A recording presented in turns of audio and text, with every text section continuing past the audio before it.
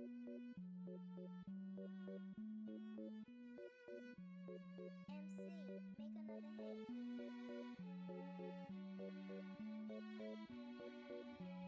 I don't even know what she said, cause she phone. Yeah, she phone. And she got it done. Like the way she formed. And she gon' perform it. Look the same in morning. She don't stop, keep going. I don't even know what she said, but this what I hear in my head. Il n'est pas fou, il aime ses goûts, il la voit partout, il attend debout, une rose à la main, non plus rien ne le tient. Dans ses love stories, dans ses love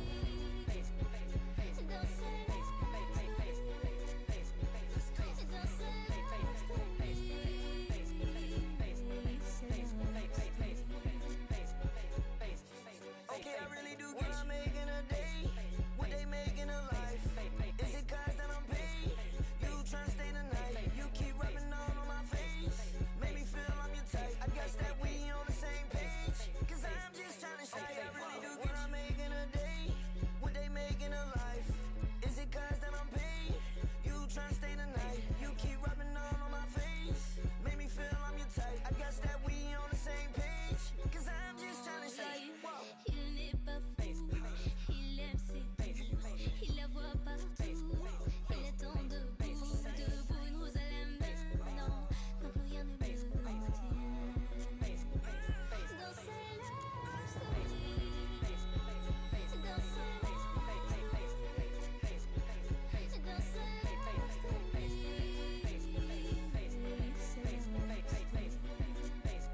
I don't even know what she said, cause she phone. Yeah, she phone. And she got it done. Like the way she phone. I don't even sleep, I don't even eat. Chanel on my feet, Chanel when I geek. Chanel on the beach, Chanel on the beach. Every day of the week, I go Chanel ain't cheap.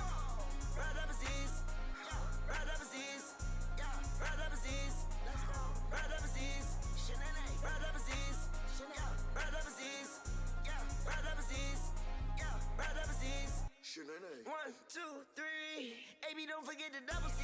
Chanel on my glasses like double C. Still by the Chanel, it's like a leak. Let me pray for my Nello religiously. I'm an itty bitty, you can't fit in these. Like a figure, I feel like I'm Billie Jean. I ain't double stitch, look like they Chewy jeans.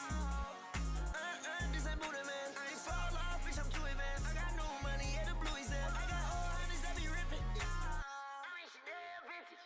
Had to go tennis racket. I don't even know I play tennis. I don't even sleep. I don't even eat. Chanel on my feet, Chanel when I geek. Chanel on the beach, Chanel on the beach. Every day of the week, I go Chanel ain't cheap. Ride overseas, ride overseas, ride overseas, ride overseas, ride overseas, ride overseas, ride overseas, ride overseas. Whoa, no they cannot flex like us. Smell like we don't rock and tweet like Asian mommy likes to try. Just saying, I'm with rainbows on a minute rain. Seem like closing is my only drug.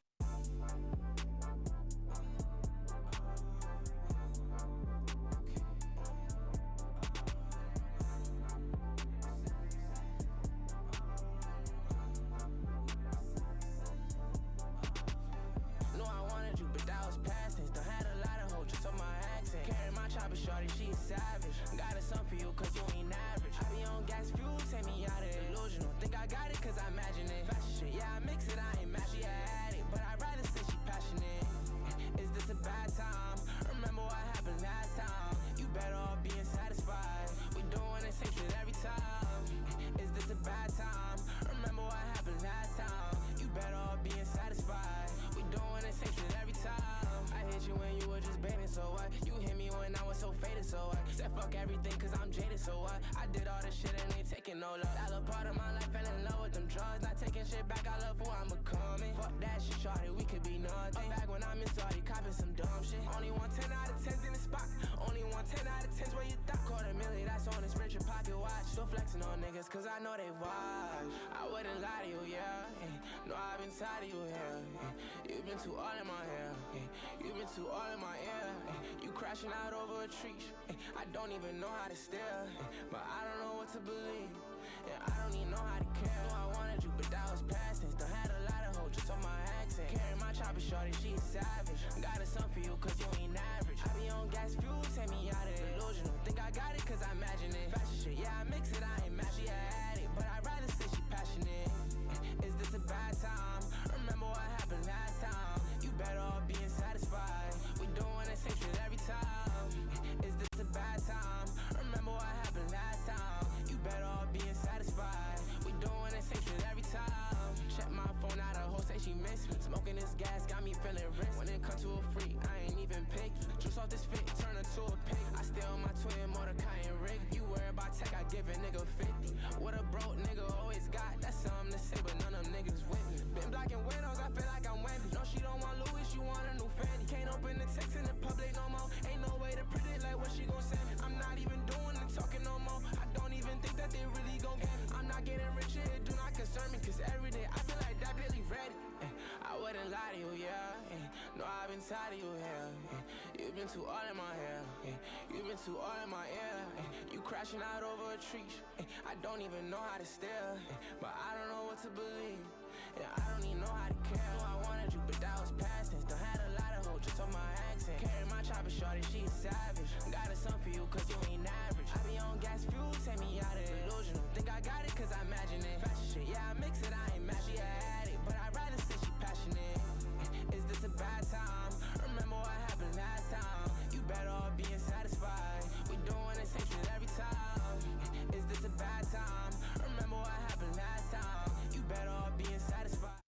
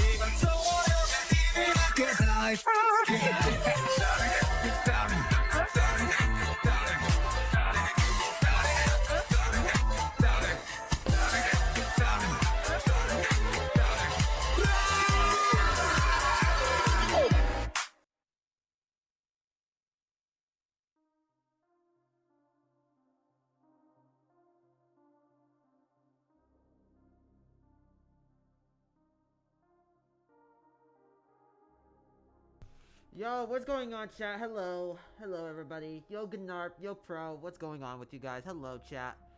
Hello. Welcome back to another stream, as per usual, chat. A lot of stuff to talk about just now.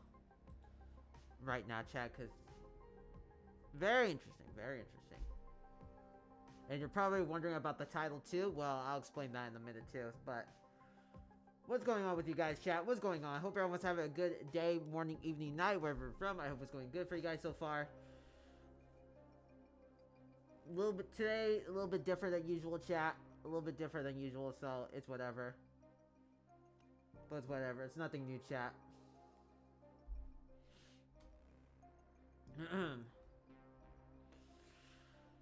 But yeah, what's going on, guys? Hello, chat. What's going on with you guys? What's going on with you? Alright. Yeah, everything looks good. But yo, chat. Hello, everybody. Hello, everyone. Welcome back to another stream. As per usual, chat. So, a lot of things. Well, not a lot. Just like some things to talk about. Obviously, you saw from the title of the stream, my mom is drinking again. So, yeah. Fucking loser. And out of all the days... out of all the fucking days she decides to drink, she has to do it the day before my fucking job interview, which was this morning, chat, I called her multiple times, and this morning I called her 3 times until she decided to finally fucking pick up. And then she said that she was gonna come by here to pick me up, but my grandma wasn't trusting her, and I was not trusting her either. But you know, I still trust that she still showed up to pick me up and to take me to my job interview. And then my grandma gave me another last chance if I want to stay, if I want to just get a ride from her or just get an Uber there. And I was like, you know what, fuck this. I was like, you know what, fuck this. I don't need this shit. I've dealt with her bullshit so many times before, so I'm like, nah. So yeah, long story short, I went to my job interview. It went well. But then, chat, when I got on the bus, when I took the bus from the trolley station to here, dude, I almost got into an argument with the bus driver, but we squashed the beef, and it was nothing personal. What the fuck? Oh, ad. I forgot to have the song on I forgot to have the background music on loop. I forgot. But yeah, chat, so that's what happened. That's what happened with me. I almost got into an argument. With the bus driver, and my mom didn't even actually, you know what's actually also another thing too, chat. Another thing too. After she decides to fucking call me right after I'm finished with my job interview, and then she tells me, "Well, do you still want me to pick you up?" And I'm like, "What?" Cuz I said it because A, I didn't hear her, but B, I was like, "What the fuck?" I was like, "What are you talking about?" My interview, I asked you for a ride half an hour ago, and the minute it turns 9, you decide to show up after I'm finished with my job interview. Like, what are you talking about? But after I said like what, she decided to hang up on me, because that's what she does, chat. That's her defense mechanism.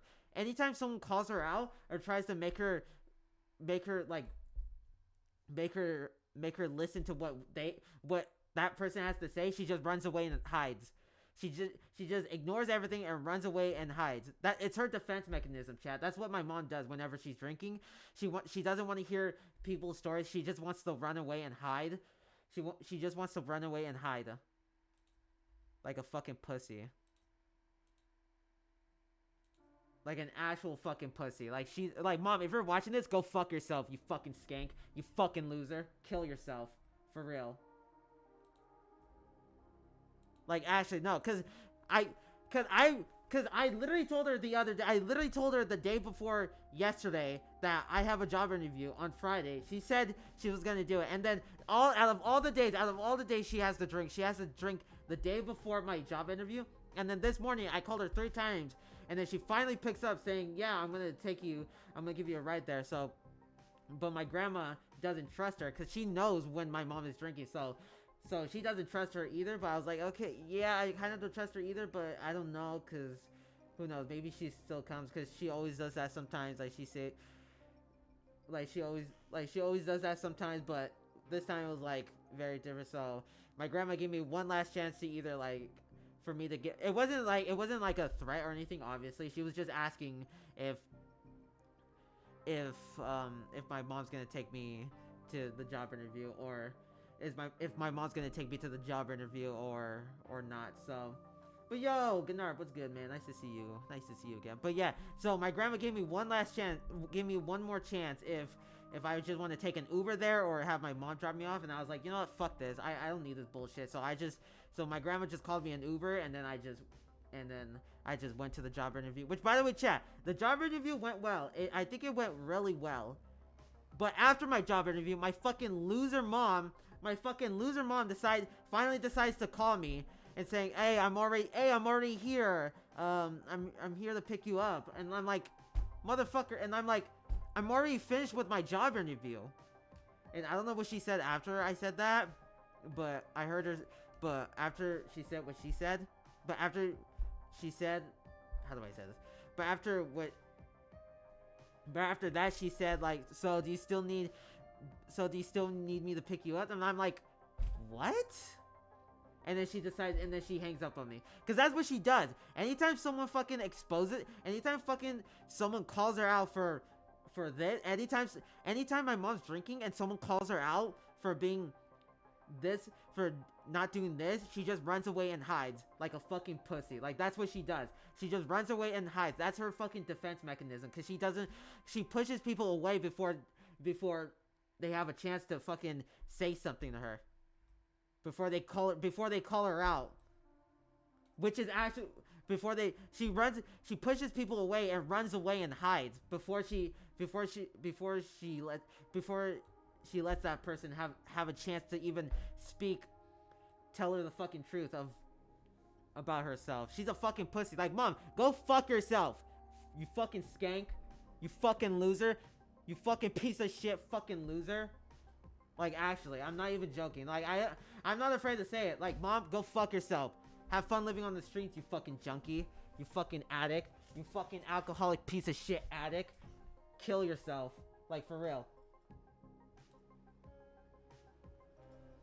But yeah, that's kind of, and then also, chat, I almost got into an argument with the bus driver, but we squashed the beef, chat. We squashed the beef, and we patched it all up before I left, before I got off the bus. So, but I almost went off on that bus driver too. I almost went off on that bus driver, but I didn't want to make it. I didn't want to start an argument, because that was like that was my ride home. So it was like, whatever. But the bus driver and we ended up squashing the beef. So it was like, it was no big deal anymore. So, but I'm still mad at my fucking mom. So, mom, go fuck yourself, you fucking skank. Cause it's like, I told her the day before I have a job interview. She said yes, and then I called last night. I texted her and I called her twice. And I'm like, oh, maybe she's busy. And then I called her because I was starting to get worried now. So this morning I called her 3 times now, and on the 3rd call she finally picks up and saying, yeah, I'm gonna pick you up. So I start getting, so I'm like, so I told my grandma, like, oh, she's gonna pick me up, but my grandma doesn't trust her, because we all know she's an alcoholic. Even my grandma knows. So she doesn't trust her one single bit. So she just decides, my grandma would call me an Uber, and then I just go to the interview, and then I just take the trolley back home. But I was like, nah, I don't know. I think my mom might be. I think I'm gonna see if my mom will pick me up. And a couple minutes go by, and my grandma gives me one more chance to either like have her give me a ride, or I take an Uber there. So I'm like, you know what? Fuck it. I don't need the shit. And I'm not gonna be late for this interview. If I would've went with my mom, dude, the line for the interview were already, because when I finished my job interview, there was already a line forming. So but when I first went there, I think there was like one person there, so it was a good opportunity to go there early. But after my fucking interview, I know I keep repeating the story, but it's true. But I'm still flabbergasted, chat, because it's like, dude, like, this, like, out of all the days she decides to drink, she has to drink the night before the day before my fucking job interview, and it's like, what the fuck? And then she finally has the audacity to call me, saying like, oh,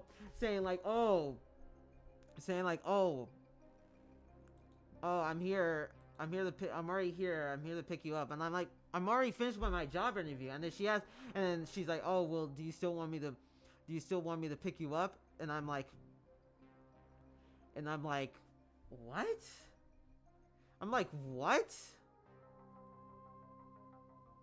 Like, what? And then she just hangs up. Like, mom, if you're watching this, go fuck yourself, skank. You fucking loser. You fucking piece of shit alcoholic loser. Have fun living on the streets with a bunch of fucking junkies, too, so. But anywho. I just wanted to get that off my chest, because, dude, it kind of pissed me off this morning. Because I told her about my job interview, and then she just decides that she's gonna be on the streets. Yeah, she's gonna be on the streets again. Actually, no, she's not again. She just lived the street life the last time, but this time she's gonna be on the streets for sure, chat. But again, I don't give a fuck. Not my problem. She could go kill herself for all I care. Actually, she's probably gonna die from alcohol poisoning, which I couldn't give 3 fucks about. But It's whatever. It's whatever. Now I just want. Now I just want to. I just want to watch. I just want to do some. I just want to watch some videos just to debrief, just to get my. Just to clear my head. Just to clear my head, chat. But besides all that, the job interview went well, chat. The job interview went really well. But they were asking me if I had like if I knew how to drive, so it was like but so it was like kind of weird. It was not weird, it was just like, oh no, cuz I don't have a driver's license, so it's like no, I hope I don't I'm like no, I hope I don't have to drive. So yeah, but it went well. It went well. Cause so after I finished with my job interview, they said that they were gonna go over the interviews tonight and the resumes tonight, and then they're gonna hit me up tomorrow to see if I got the job or not. So let's chat. Let's hope if I got that job. Let's hope. Let's see. Let's hope I get that job, chat, because I think that job is like perfect for me. That job is like actually perfect for me. It's so perfect for me. I'm not even joking. It's like so perfect. It's like the same as my old job, so it's so perfect. But anywho.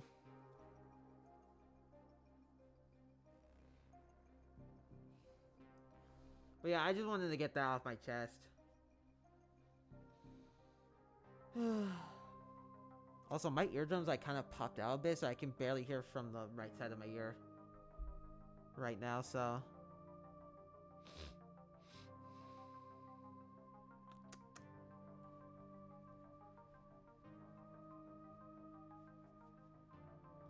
anywho, enough about me. How are you guys doing? Hope you all are having a better morning than I am. Hope you guys are having a better morning than I am. Yo, hater, what's good, man? What's good? But yeah, I know, yeah. A fucking yo, hater. A fucking yo. A fucking yo, man. A fucking yo. A fucking yo. But anywho, I don't know what we'll be doing today, chat. I don't know what I'll be doing today. Actually, I do want to update Marvel Rivals because the new season just dropped. So, oh no, it's already updated. Okay, cool. Yeah, cool. Cool. All right. Yo, Roblox, what's good, man? What's good? What's good? What's good, man? What's good?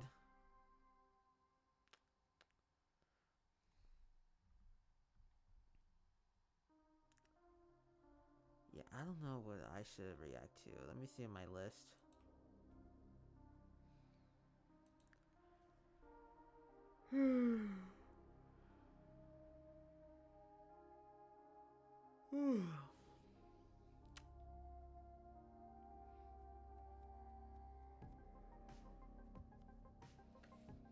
By the way, chat, you guys see? By the way, chat, I don't know if you guys were here yesterday for the State of Play for the State of Play stream, but dude, I watched the State of Play. It's actually, dude, it was good. It was good, dude. They announced a lot of banger games.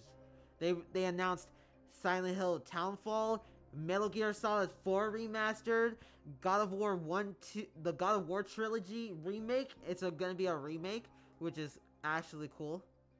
There's gonna be a new Castlevania game, chat, which I love Castlevania. Actually, chat, if you guys didn't know, Castlevania was like one of my favorite gaming series of all time for a while, but it changed over time. But I still like it. I do want to try out that new Castlevania game. But anywho.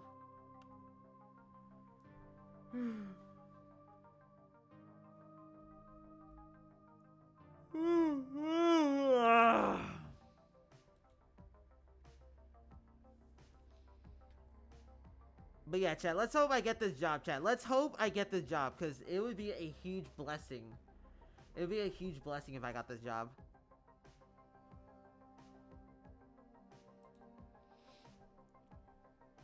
Should we watch more murder mystery videos? That'd be cool.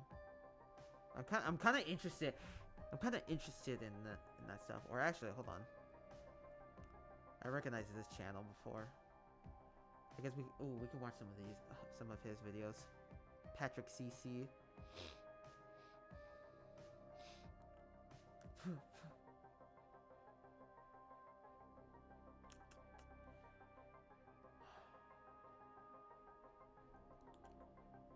All right, hold on, chat.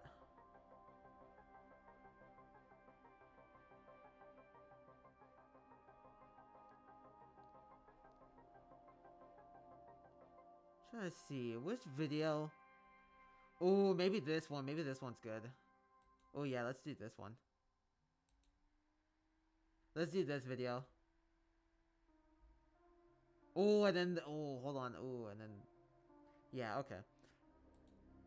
Whether they wanted to be famous. Hold on, chat. Want to hear a chilling fact about John Wayne Gacy? Yeah, isn't he the guy who dressed up like a clown and then? Yeah, I know about John Wayne Gacy, chat. He dressed up. He was a children's party clown. He went by Pogo the Clown, and dude, he killed kids and hid the bodies under his house. Literally under his house, which is like insane to me because it's like what? It's like what? But yeah, let me know the fact. Let me know the fact about one of the most famous serial killers in history.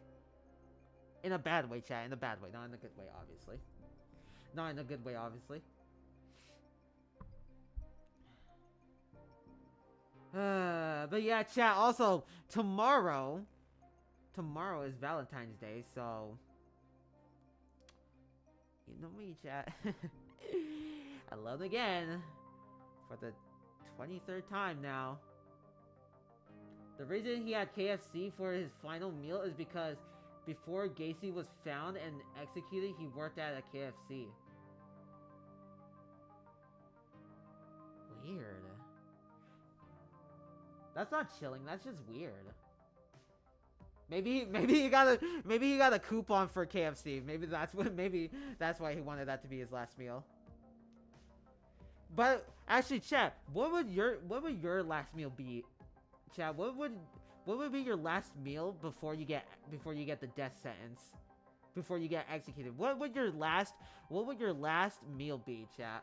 Let me know. Let me know right now. What if you were gonna get the death penalty, what would your last meal be?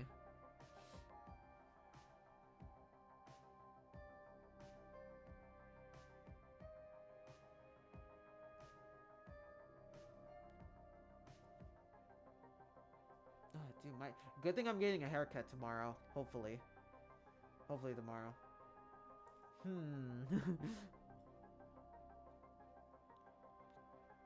Yeah, chat. What would be your last meal if you were gonna get the death sentence, the death penalty? I think for me, my last meal would have to be.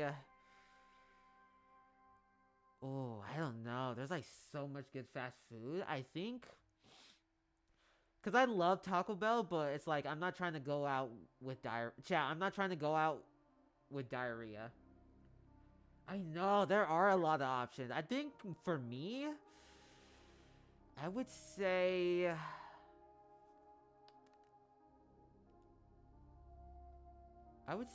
Wendy's for me. I would say Wendy's.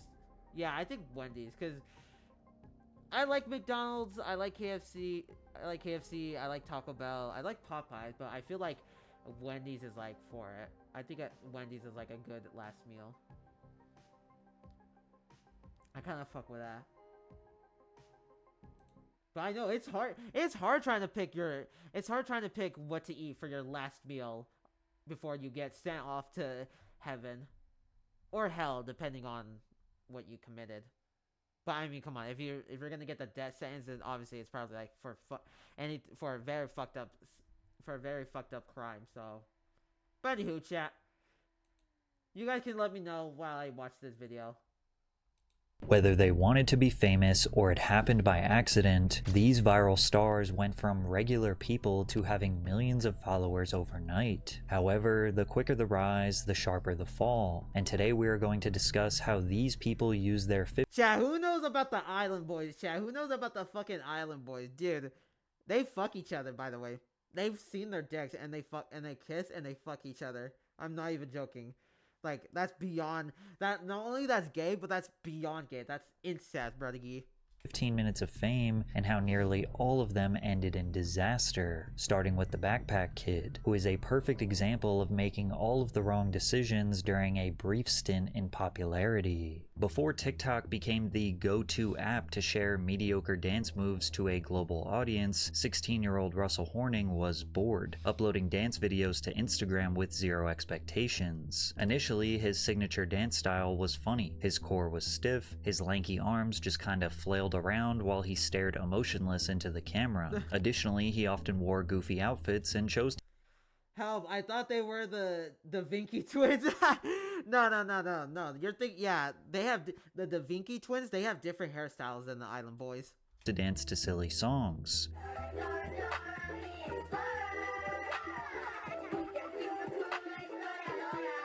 Russell was extremely recognizable after watching just one video, which led to him gaining a small following on IG, but his entire life changed when Rihanna posted one of his videos to her 54 million followers. She tagged Russell in a post celebrating her Grammy nominations, and he gained over 40,000 followers in one day. Wow. To capitalize on the momentum, Russell pumped out as many dance videos as he could, skyrocketing him up to over 500,000 followers. Wow. There was one particular dance, called the Floss, that seemed to get him the most views, with many people falsely crediting him as the inventor of the move. However, his videos were not getting shared because he was an excellent dancer, but rather because he was a meme. Whenever he did collaborate with other dancers, he was often seen as the weakest one. Despite this, opportunities were being thrown his way because of his follower count, like when Katy Perry personally requested that he dance for her Saturday Night Live performance I in May remember this. Yeah, I remember this. Oh my gosh, I remember this. of 2017. Russell absolutely stole the show, remember flossing this. aggressively while staring deadpan into the souls of millions of live viewers. He also strategically chose to wear a backpack, rebranding himself as the Backpack Kid. The SNL appearance gained him millions of followers, and the floss became a global dance That's craze. crazy. The Backpack Kid was an internet sensation, but he made a few key mistakes that ultimately led to his downfall. Firstly, Russell took every interview and press opportunity he could get. Viral stars will get thousands of dollars thrown at them just to do collaborations with media outlets, podcasters, or live entertainment companies. So what, you just getting paid to go show up at parties and shit like that? Yeah, clubs and parties and festivals and performances and stuff. So you just pop out on stage, you Yeah, I saw him on Kai's stream when he had Drewski and Kevin Hart over to his house. do the dance, everybody goes crazy. Yeah. That's pretty much how it goes. Yeah. That's tight. How much can you get to go to a club, if you don't mind letting us know? Manager shakes his head no. Manager shakes his head no. Is it an amount that you're pretty impressed by? Like, are you surprised that you're able to get that much money just I to go mean, somewhere? compared to most 17-year-olds, the money that I make from just one appearance, it could take a 17-year-old forever to make that much money. It's hard to blame someone for making easy money. Then again, the overexposure bothers people because they perceive Russell as a one-trick pony who doesn't deserve thousands of dollars or recognition from these big platforms. Yeah, well, you can say the same thing about Jack Doherty, and he just does this shit because he's a spoiled rich brat, obviously, and he's an e-pimp, so. Remember before the internet when you actually had to do something to get famous? But then reasonable criticism turned into straight up hatred. He looks like one of those inflatable aliens you win at an amusement park. This kid man child thing scares me. Since he became famous for literally one thing, he had to branch out and try to find other ways to entertain his audience. So he decided to pursue music, releasing one of the worst songs of all time. Oh my gosh, I remember this. I never listened to the song, but I listened to like some parts of it. But dude, just watch, chat. Just listen to this. Flossin'. Although Russell claimed that Oh, I thought they were gonna play the clip, but dude, it's bad. that he was passionate about music, his songs felt like someone who was barely trying or maybe even just joking, rather than a serious artistic endeavor. Virality made Russell feel pressured to just keep doing what is paying the bills, so he resorted back to his one dance move, which ultimately led to a situation where he tried to perform on a stage that he was not wanted on.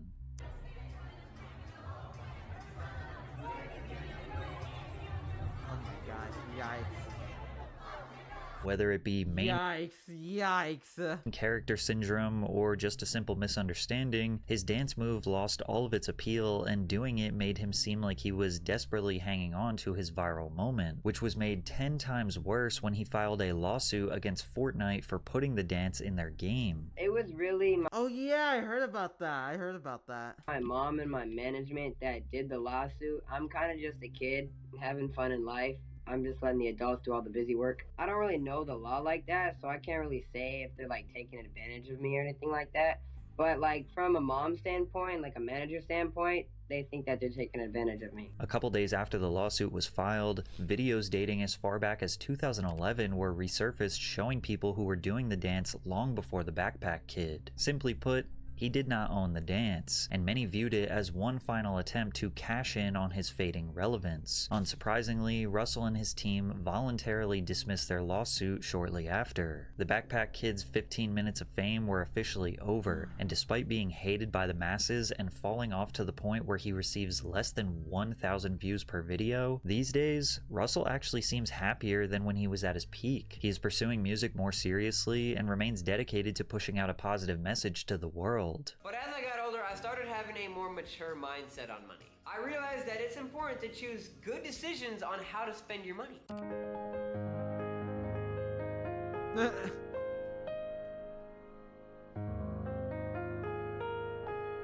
I was just invited to do an anti-vaping commercial for the American Lung Association. And of course my first thoughts were, oh yeah, cause I don't vape, I don't smoke, I definitely don't encourage it. Then again, he openly this is the stream I was talking about, chat. This was the stream I was talking about. Actually, he went on Kai's stream twice now. And was he at his Mafia-thon? I don't remember. Did the opportunity to be on Kai Cenat's stream where he was absolutely embarrassed by Drewski.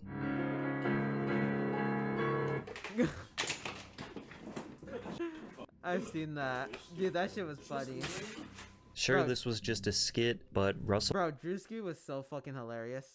was the butt of the joke once again. Becoming a viral star at age 16 is definitely difficult to manage. Maybe he was just young and misguided. However, the same justification cannot be made for Salt Bae, who is a grown man. Oh my god, chat, who remembers Salt Bae? Oh my gosh, who remembers this guy? Dude, he literally just went...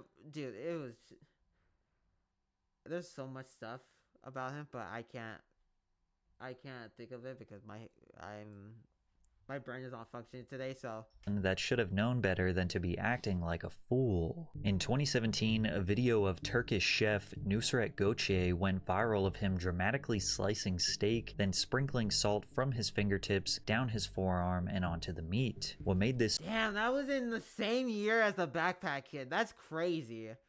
That is crazy to think about, because those two made it big in 2017. That's crazy. So ridiculous was his dedication to making salt sprinkling look like some sort of fancy artistic technique. Combine that with his handsome Johnny Depp resemblance, and the internet gave him the nickname Salt Bae. Salt Bae didn't just embrace the meme, he became it. He continued posting obnoxious videos of him caressing raw meat, dancing with raw meat, and of course his signature salting. He was shouted out by celebrities like Leonardo DiCaprio, Drake, and even cooked for the King of Jordan. The internet fame didn't just gain him followers, it launched his Wow, chat, wow. career as a global restaurant owner. He launched and expanded his Nusret Steakhouse empire to over 20 locations worldwide, racking up tens of millions of dollars in revenue. However, with more exposure comes more criticism. Many began to wonder if he was actually this mystical, passionate culinary artist, or just... Yeah, I heard some reviews about his restaurant too. They say that his the bills, like anytime you order like a tomahawk, like for example, if you order a tomahawk steak from his restaurant, dude, it's like 10 grand. Like actually, it's like 10 grand. Like that shit is like that. His restaurant is like so like very expensive, very very expensive. just another guy trying to cash in on some fame. One major critique was the outrageous prices at his restaurants that had patrons feeling more scammed than served. Yeah, that's what I was talking about. Take the Salt Bae Golden Experience, for example, where Salt Bae will personally serve you your food with a show. A single tomahawk steak costs nearly $1,000, and a burger will set you back almost $200. $200 for a burger.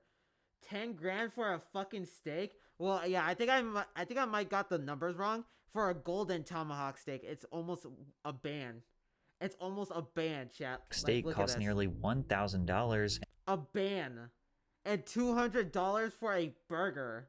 And a burger will set you back almost $200. Now the prices are so high because the food is covered in edible gold, which sounds fancy until you find out that the gold is worth a measly $10. Then again, rich people blowing insane amounts of money on dumb things isn't exactly shocking. If anything, it fits his brand perfectly. This is the guy who made something as simple as sprinkling salt look like Michelangelo chiseling the final details onto David. However, the real reason people turned on Salt Bae was much more embarrassing than a $200 burger. At the 2022 World Cup, after Argentina defeated France, Salt Bae— I saw this! Yeah, he took a picture of the trophy, which, by the way, chat, no one can hold like the World Cup trophy. Only the winners, only the football players of only like the winning football team could hold the trophy, and he hold the trophy. It's crazy. Like, it's crazy. Somehow ended up on the like, literally, he has a fucking ego, chat. He has a huge ego. Pitch celebrating the victory with the team. How did he even get there? Cameras caught him pulling on Messi's arm, practically forcing him into a handshake. Messi, the greatest football player of all time, clearly was— actually, Stable Ronaldo is. And Cristiano Ronaldo. Yeah, chat. Cristiano Ronaldo and Stable Ronaldo are the best soccer players ever, and I'm not glazing. I'm not literally not glazing. They are the best. Forcing him into a handshake. I know Stable Ronaldo is a streamer, chat, but hey, have you seen him on the field? Dude, he could be Cristiano Ronaldo's son, his adopted son.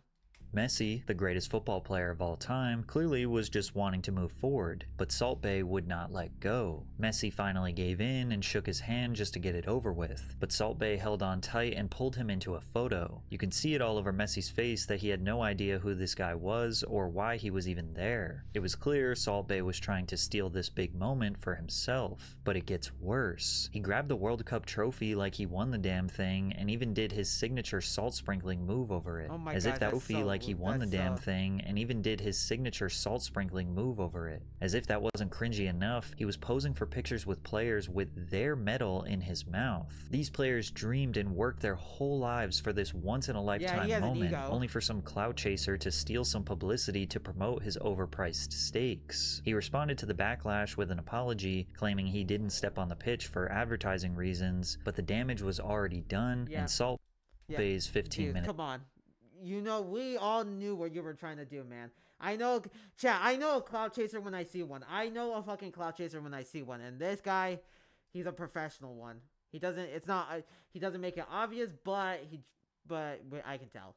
Of fame were over. Salt Bae has shut down multiple restaurants after the hype has died down. Many of his remaining locations are drowning in poor reviews, and his London restaurant is down 4.3 million euros as customers have realized his food is way overpriced. Salt Bae has resorted to selling his high-end food online now. In May of last year, people started to notice that his steakhouse was listed on Deliveroo and Uber Eats, selling his Salt Bae tomahawk for $500 and a strip loin for almost $900, proving he really hasn't learned from his critics. Then again, there are plenty of rich people out there willing to waste money on overpriced food just because they can, and his virality and social media following alone will easily keep him in business for the rest of his life. But if you think Salt Bae was making a fool of himself, it doesn't even remotely compare to the Island Boys, whose fall off is much more disgusting than you could ever imagine. Oh my gosh, chat, get ready for a huge fucking ride. Get ready for a huge bumpy fucking ride, because chat, The Island Boys, oh my god, they are a different type of breed, I'm telling you. The Island Boys are a duo made up of twin brothers Alex Fly Soldier and Frankie Kodiak Red, two aspiring Florida men covered in face tattoos who blew up overnight in 2021 after they posted a TikTok video of them freestyling in a hot tub. Oh, I'm an island boy. I'm a just island boy. I'm a just island boy. I'm gonna get key white guy. People couldn't decide if the tune was the worst thing they'd ever heard or low-key kind of a banger. I'm an island boy. What is happening? I don't know and ain't trying to understand it. Plus, hip-hop has a history for blowing up artists who ride the paper-thin line between trash and fire. Rapper Kodak Black even offered them a record deal after their viral video, which is insane because this wasn't even a real song yet, just two goofballs mumbling in a hot tub. They turned down the deal, claiming that they wanted to stay independent, but this was a huge mistake. They believed they could make That is a huge fucking mistake, because dude, how many of you would take that deal? How many of you would take that deal? Because I feel like that would be a huge opportunity. On their own talent, but if we're being honest, most of their fame came from people clowning them. I played this song at my sister's funeral. She got out of the casket to shut it off. Thank you, Island Boys. This is the 0.01% of germs that bleach can't kill. When they decided to finally cut the record over a beat and released it with a music video, it was somehow worse. This the type of hidden talent that should absolutely remain hidden. Like many other viral stars, they were paid to do appearances at clubs, which became a prime example of when social media meets reality. At Miami's Club Live, the audience began booing the Island Boys on stage.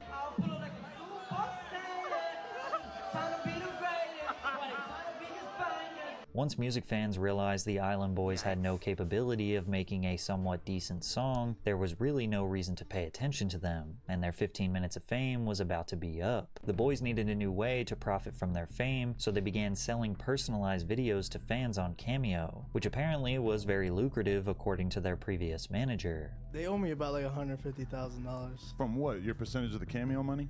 Yeah. Is that the only money they're bringing in? Mostly, maybe a little bit on TikTok, but I mean, it's pretty much run dry at this point. Right. How many cameos are they doing? When I was with them, they was coming in hot. They were viral. Like it was going like 2-3 hours a night straight cameos. But with them spending all of their money on designer clothes, jewelry, cars, and mansions, they needed to keep going viral to maintain this lifestyle, which almost always resulted in them making absolute fools of themselves on the internet. Yeah, she likes the way you look. She thinks you looks good.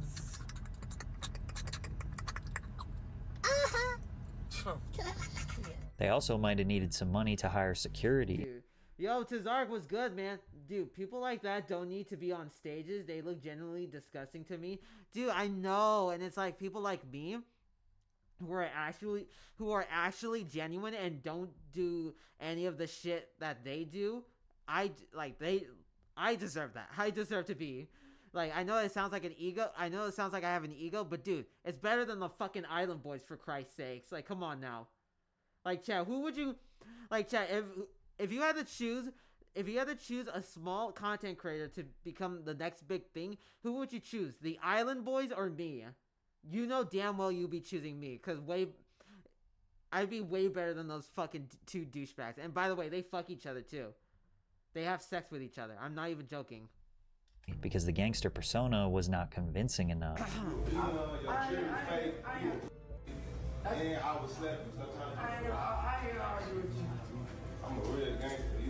In what could only be called an unhinged move, and in hindsight, the final nail in their career's coffin, the Island Boys launched a fansly, which is basically just an OF. And it wasn't just embarrassing, it was downright sickening. In 2023, the Island Boys posted a video of them kissing each other. What the fuck?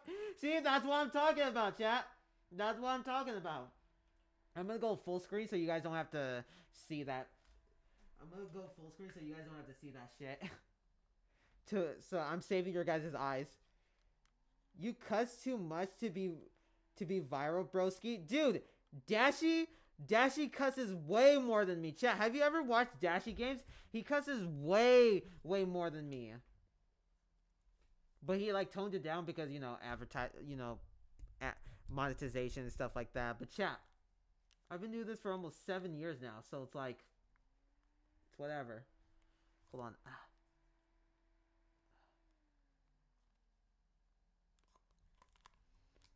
Why the fuck do you mean? What the fuck do you mean they do each other? Dude, I mean... Did you not see this? Look! If this doesn't prove to you, I don't know what does. But look. If this doesn't prove to you that they have sex with each other, then I don't know what is gonna convince you. But literally, look at this! Look at this! Oh, come on. By the way, we're gonna watch that video next. Other in a publicity stunt to market their NSFW content. Instantly going viral for the second time, the video got them a huge amount of backlash, with many calling it outright incest, which it is. The twins insisted it wasn't sexual and was only meant to get a reaction, claiming that they just wanted to see how effed up this world is. And it turns out they were right about this world, because after their kissing stunt, it was reported that the Island Boys made almost $400,000 in 3 months just on their NSFW content. Oh, good point. Also, the boys cuss too much too. Yeah, obviously so. Temporarily funding their lavish lifestyle. But of course, this resulted in more public humiliation. What's going on with this? Why in the fuck? Hey man, you tell me. They're just really desperate for attention. They just really want the money and clout. That's with you two kissing each other and shit.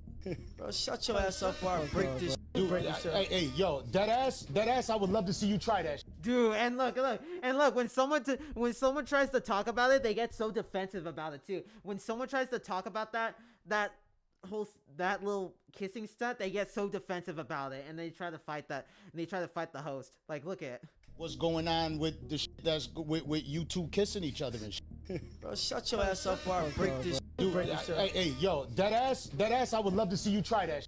Bro, what are you talking about? I would love to see you try that. Who the f are you standing up in front of? Bro, look at the size of him.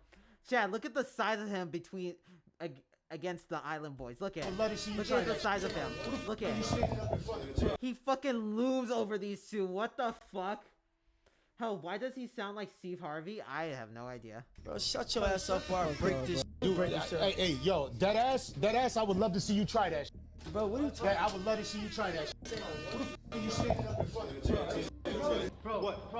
Oh, and I remember this. I remember this too. I remember this stream too. I didn't watch it because it was on Kick, but I saw clips of it on Twitter. Desperate attempts to remain in the spotlight, combined with a severe lack of talent and expensive lifestyle, has led to incredibly lows for the Island Boys. Kodiak Red was arrested for drug possession and an illegal firearm during a traffic stop. During the stop, a plastic bag containing white pills was found on the passenger side floorboard in plain view. The pills were identified as oxycodone. A further search of the vehicle uncovered a brown handbag containing a handgun with its serial numbers removed, along with a cut straw with a white powdery substance. Oh shit.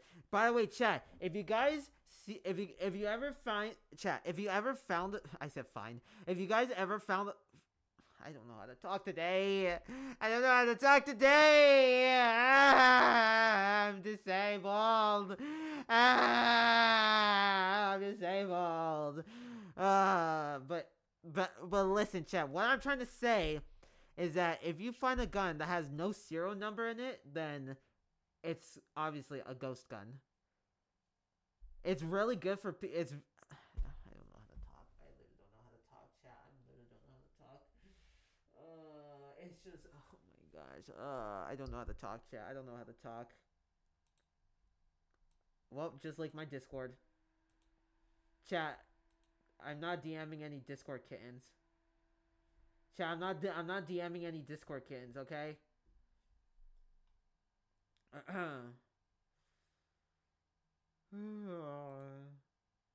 Ice doesn't know English? Yeah, I'm fucking struggling here. I'm having a stroke right now. I'm having a fucking stroke. These days, they pretty much spend all of their time promoting Bro, like, seriously, look at this! their NSFW content, and trust me when I say they went much further than just kissing each other. And if we're being honest, this will likely remain a consistent income stream for them, as there are definitely still a ton of people out there that are willing to pay to see this type of degeneracy. But unlike the Island Boys, sometimes we actually find ourselves rooting for a viral star. We hope that they become successful after their 15 minutes are up, like the case of Mason Ramsey. You see, chat? I told you, they fuck each other. Content, and trust me when I say they went much further than just kissing each other. See, I told you, chat. I told you. See, they fuck each other. I'm not even joking.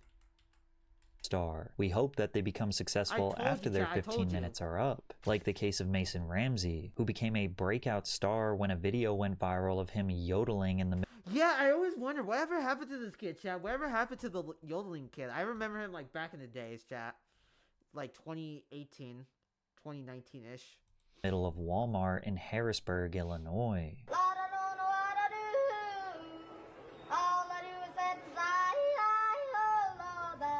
The clip racked up tens of millions of views in just a few days, 89 million views, wow. Turning the 11-year-old Mason into a worldwide meme. Not only is yodeling kind of objectively hilarious, but a child singing a song that was 70 years old was oddly charming. Because of his viral performance, the original song, Hank Williams' Lovesick Blues, skyrocketed all the way to the 3rd spot on Spotify's Viral 50 chart. Within weeks, Ramsey was sitting across from Ellen DeGeneres, who got Oh yeah, we don't talk about Ellen DeGeneres, chat. We don't talk about her. Some people got some weird ass fetishes. The fact people pay to see that is disgusting. Yeah, hey, dude, you think that's bad, chat? You ever been on Rule 34? If you ever been on Rule 34, they make hentai art of weird ass fetishes that I never even heard of before, chat. I've seen some very weird fucked up fetishes that I never even heard of or even knew they existed. But dude, it's bad. It's really bad. It's really bad. I've seen them. It's really bad. It's really fucking bad. It's really bad. Invited to perform at the legendary Grand Ole Opry. From there, he was embraced by thousands of fans while performing at Coachella.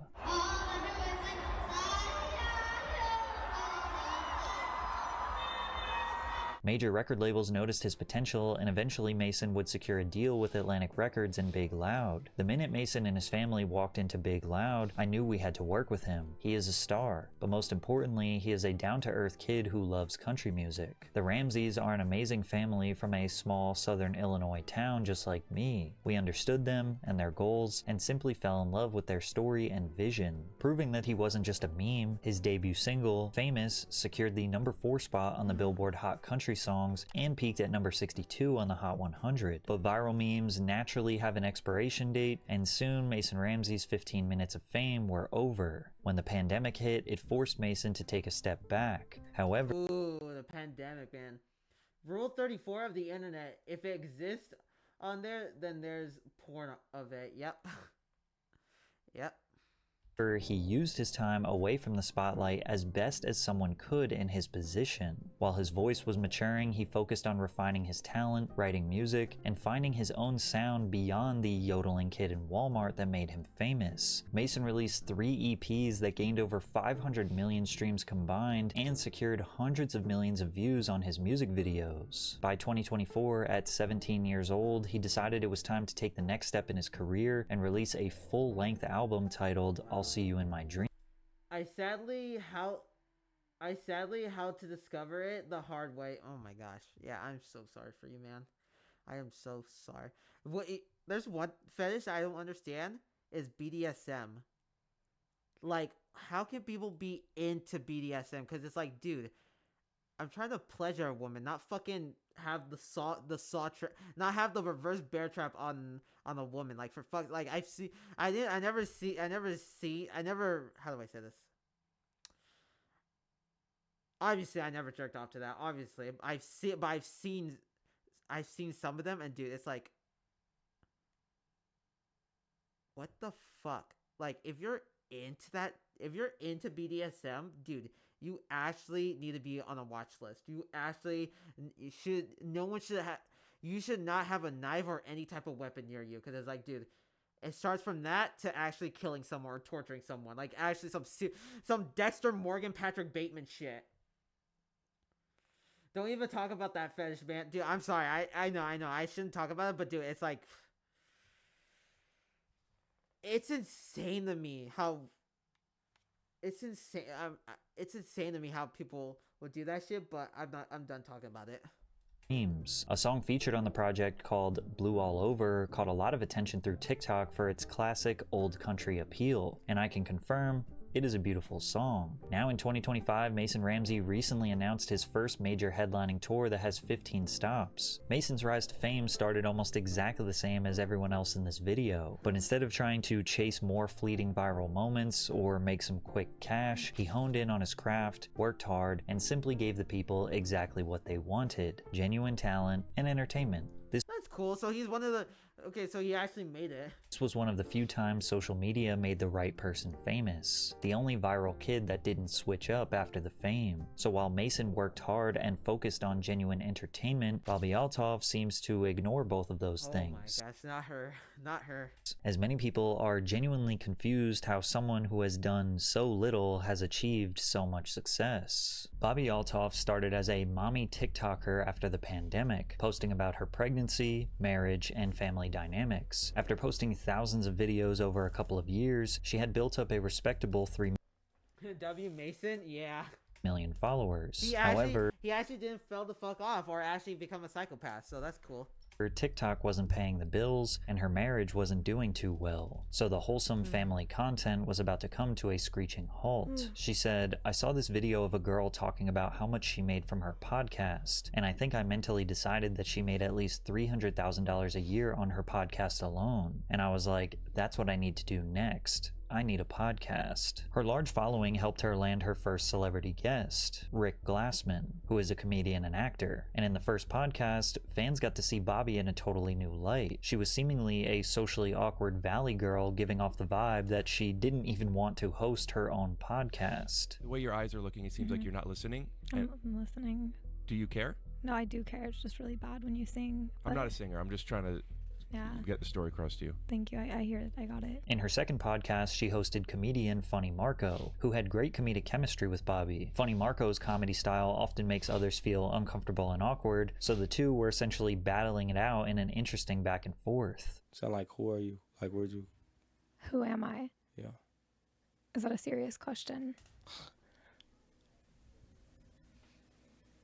I have more followers than you on TikTok. Marco's humor combined with Bobby's dryness and innocent personality makes this so hilarious. Highly entertaining. The episode quickly earned nearly 1 million views, and clips of it made the rounds on social media. The mini virality caught the attention of Drake, who followed Bobby on Instagram. I DM'd Drake and asked if he wanted to be on my podcast, and he said yes. He sent me his touring schedule, and I knew that I needed to make it happen fast. So my friend and I flew to Memphis 2 days after the original DM was sent to record the episode. Her podcast with Drake earned 1 million views in the first 24 hours and introduced her to a massive mainstream audience. Drake rarely does interviews, so this one, alongside some random girl while laying in his bed, made people extremely curious. Am I your type? I'd do it. Thank you. I'm just saying, like, you know. I flew all the way here. You did. I really do appreciate on my that. daughter's first birthday. I wasn't going to bring that up. Mm-hmm. You missed your daughter's first birthday for To be here. Dark. Regret that you'll never be able to undo. Yeah. Horrible parenting. Where's your son? Wow, the most boring ass comeback. I got more followers than you. Shut the fuck up. Yeah, I know. It's like the worst comeback. It's like the worst comeback ever. It's like, I have more followers than you. Okay, and? Okay, and? Are those followers gonna help you buy a mansion? Gonna buy you some DoorDash or what? The fuck? We're safe, and it's not like his birthday. nah. It's like, bro, nah, you're him. I'm not gonna lie. Not Mrs. I have more followers than you. Not her, buddy. You're the one.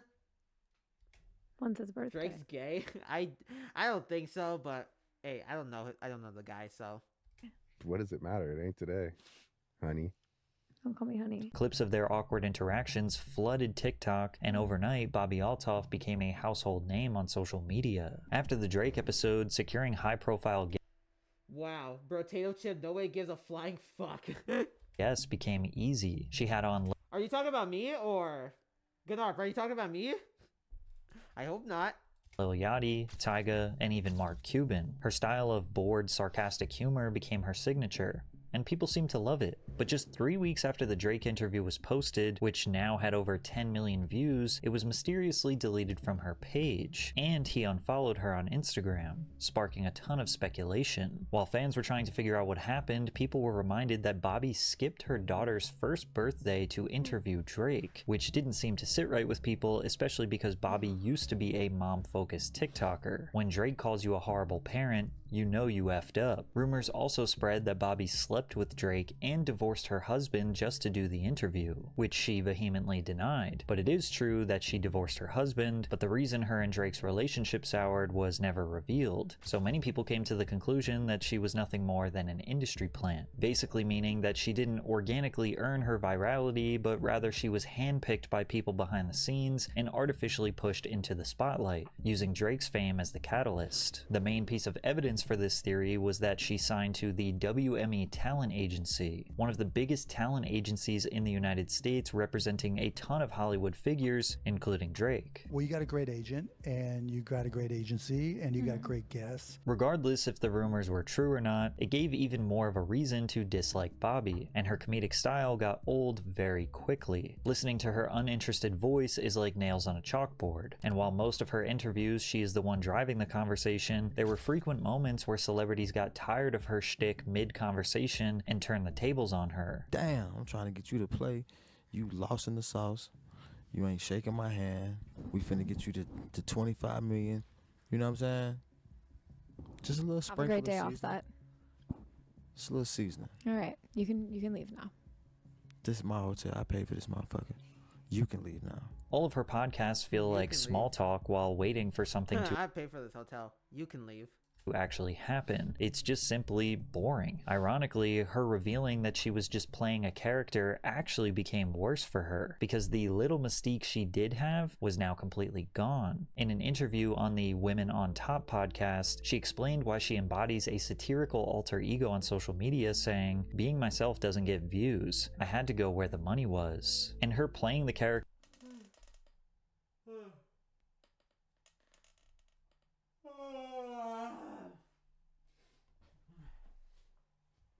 Bro, I would not want a big ass mic crammed in my face while I'm laying in bed.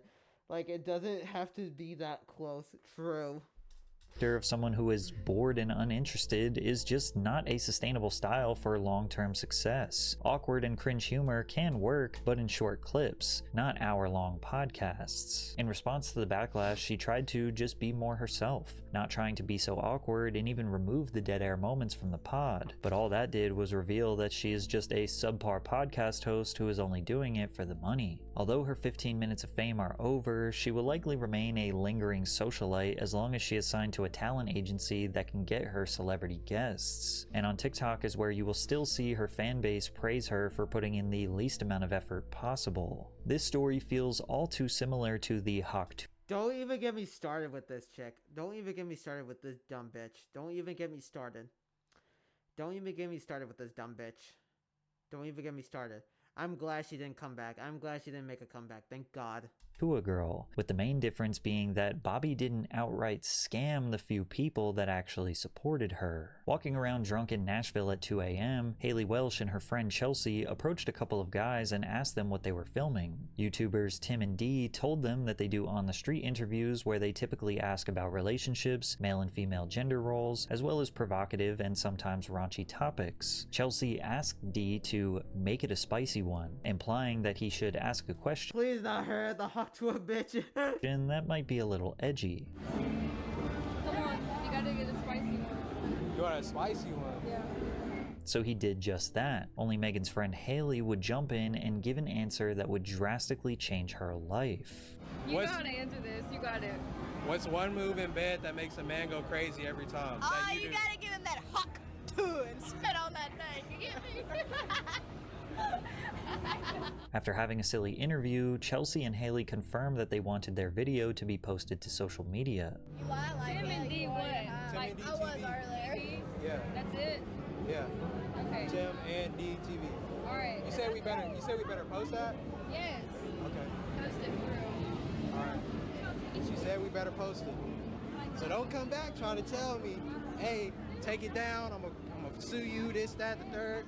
Tim and Dee posted the video to their Instagram account, which had tens of thousands of followers, and the clip immediately went viral, securing 1 million views on the first day and over 5 million views on the second day. The post spread like wildfire, being shared across countless meme pages and pop culture news reporters. The comments read, "She's a national treasure. Keep this woman safe. I'm moving down south. I'm tired of these Northeast women. If she don't hawk Tua, I don't want to talk to her." On the surface, Haley appeared to be the stereotypical Southern belle, sweet and charming, complemented by a thick accent. So her describing her how fucking delusional those people were, raunchy bedroom tactics was a stark contrast. Within days, merch was being sold to capitalize on the viral traffic, but it wasn't until her first interview that we would find out more about the girl behind Hawk Tua. What do you do now? Because now you have management, now you have a team. What are your plans moving forward? Like, do you want to still be the Hook to a girl, or do you want to, like... I don't really want that to be, like, my image. Yeah. Like, hot to a girl. I don't see that being, like, my thing. You know? Yeah, I don't want to be known as that. You made a drunk joke, and the next day you have whole management behind you. This world is crazy. Haley took... I fucking know, man. Dude, it's such another giant middle finger to me. The typical path of a viral star. She hired management and they immediately got her as much press as possible, jumping on various podcasts to talk about her rise to fame. She got paid to show up at events and hung out backstage with celebrities. She was being amplified to unimaginable levels, with Rolling Stone calling her a charming Gen Z Dolly Parton who's rightfully becoming America's sweetheart. Are you fucking kidding me? Are you fucking kidding? Are you fucking kidding me? They did not write. They did wrote that, but it's like no fucking shot on the buck in the stack. They did that. Charming Gen Z Dolly Parton, who's rightfully becoming America's sweetheart. Keep in mind that Dolly Parton is a generational talent who sold 100 million records in her career. Not gonna lie, chat. Dolly Parton, I would hit that. I would hit that. I would sleep with her. I'm not even gonna lie. I would, chat. I would. So what? Fight me, bitch. I hate on how viral this got. I swear to God, there was not a time where I did not hear talk to it or spell on that thing or hawk to it. Yeah, I know, it's crazy. Yeah, Gen Z Dolly Parton is crazy. That is crazy to say.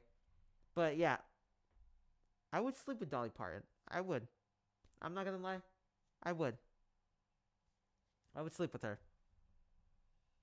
You know? Don't judge me, chat. Because you heard way, way worse.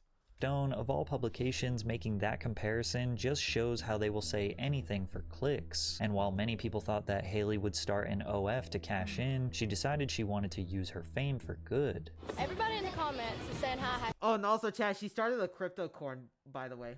Would you sleep with Dolly Parton? Yeah, I would, chat.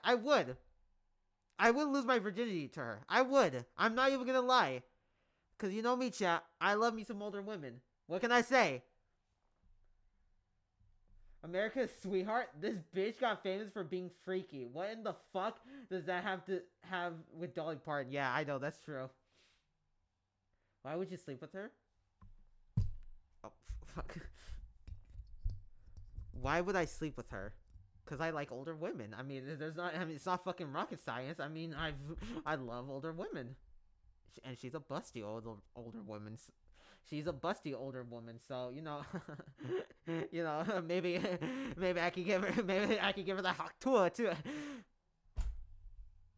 can't believe I said that. No, I'm gonna leave.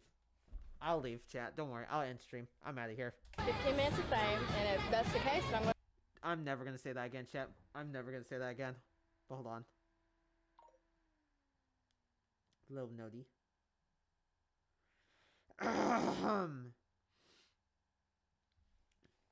Let's spend it doing something good. Today, we're taking all of this down to But yeah, back to what I was saying. She started a crypto coin too, chat. She also started a crypto coin. local animal shelter and donate. People were convinced they made the right person famous, but most viral stars struggle to earn a consistent. Oh my gosh, is that Ethan? Oh my gosh, that is Ethan from H3H3. Income from their newfound fame. So in order to secure a sustainable revenue source, she launched the Talk to a podcast, and immediately the jokes came flooding in. Hot to. Like an emphasis on like to.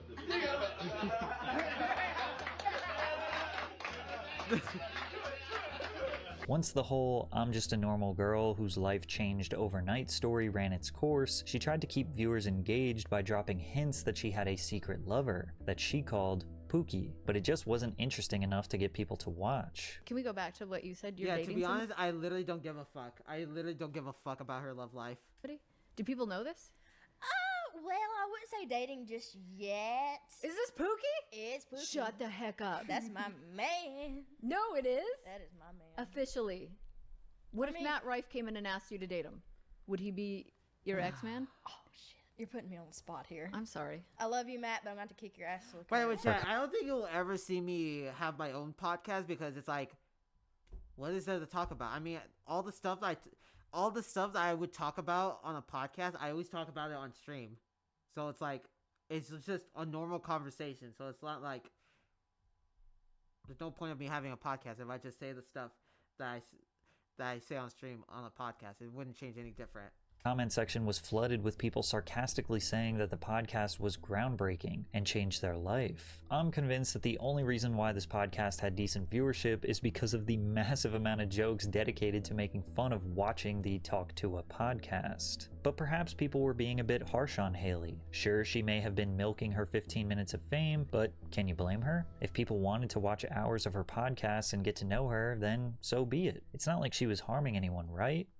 Wrong, because Haley would make a decision that would officially destroy her career. On December 4th, 2024, in collaboration with the Web3 platform Over Here Limited, Haley launched her own meme coin called Hawk. The coin was marketed as a revolutionary cryptocurrency project. Within 15 Good old crypto pump and dump, chat. A good old classic rug pull, chat. A good old classic pump and dump.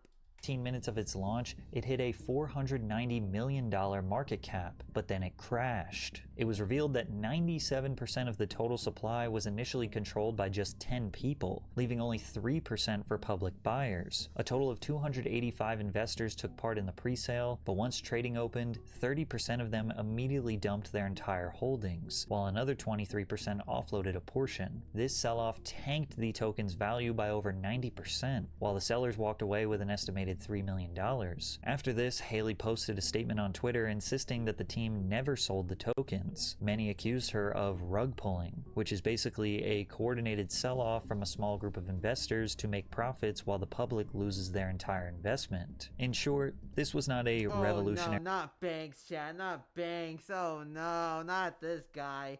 Not this guy. Cryptocurrency project. This was a way to make a quick buck off of her uneducated fans. YouTuber CoffeeZilla investigated and exposed the coin as a scam. Who makes the money on the fees? Someone just made over $1 million on fees. Who made it? First of all, the fees were there with Meteora Pools, and that goes to, yes, the creator, right?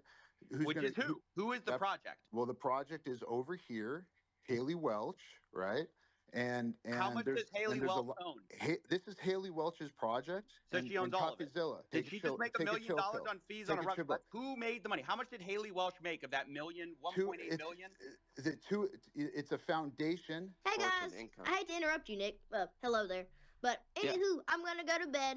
And I'll see you guys tomorrow. Multiple lawsuits were filed against the entities behind Hawk, including Over Here Limited and the To the Moon Foundation. These lawsuits alleged unlawful promotion and sale of unregistered securities. Welch received an upfront payment of $125,000 to promote the coin to her community, along with 50% of the net trading proceeds after the operating costs paid to the third parties. And she owned 10% of the entire Hawk supply, although she could not sell them for a year. Now, it is possible that Haley did not know what she she was getting into, but ignorance is no excuse for breaking the law. Her 15 minutes of fame are most definitely over, but since her meme coin, she has disappeared from social media, so we'll have to see what she does next. In a world filled with amazing talent, interesting and intelligent people who work hard for the attention of those that can make their dreams a reality, it seems like the wrong people are constantly achieving overnight success. Yeah, but anyway, we're gonna watch this Clout video now, is one chat, hell of a drug. Chat, and if you thought those these people, online personalities. Chat, if you thought those people were the worst, come on. Just wait until you see this video, man. This video, come on. Literally, Jack Doherty is literally the first 1 second of this video, chat. But hold on now, dude, my hair. I hate my hair right now. It's actually, ugh, I hate it. But good thing I'm gonna get a haircut tomorrow. Hopefully, I get a haircut tomorrow because I need one so badly, chat. I need one really, really badly now. I swear, people like her want me to move to China. At least it's peaceful there. And I would prefer like Norway or London. Well, actually no, because their food is shit. So I was thinking more like, you know, France or maybe Japan. Nah, not Japan because it's crawled by fucking bunch of American tourists who just do whatever they want in that country and just disrespect the culture there. It's like, oh my gosh.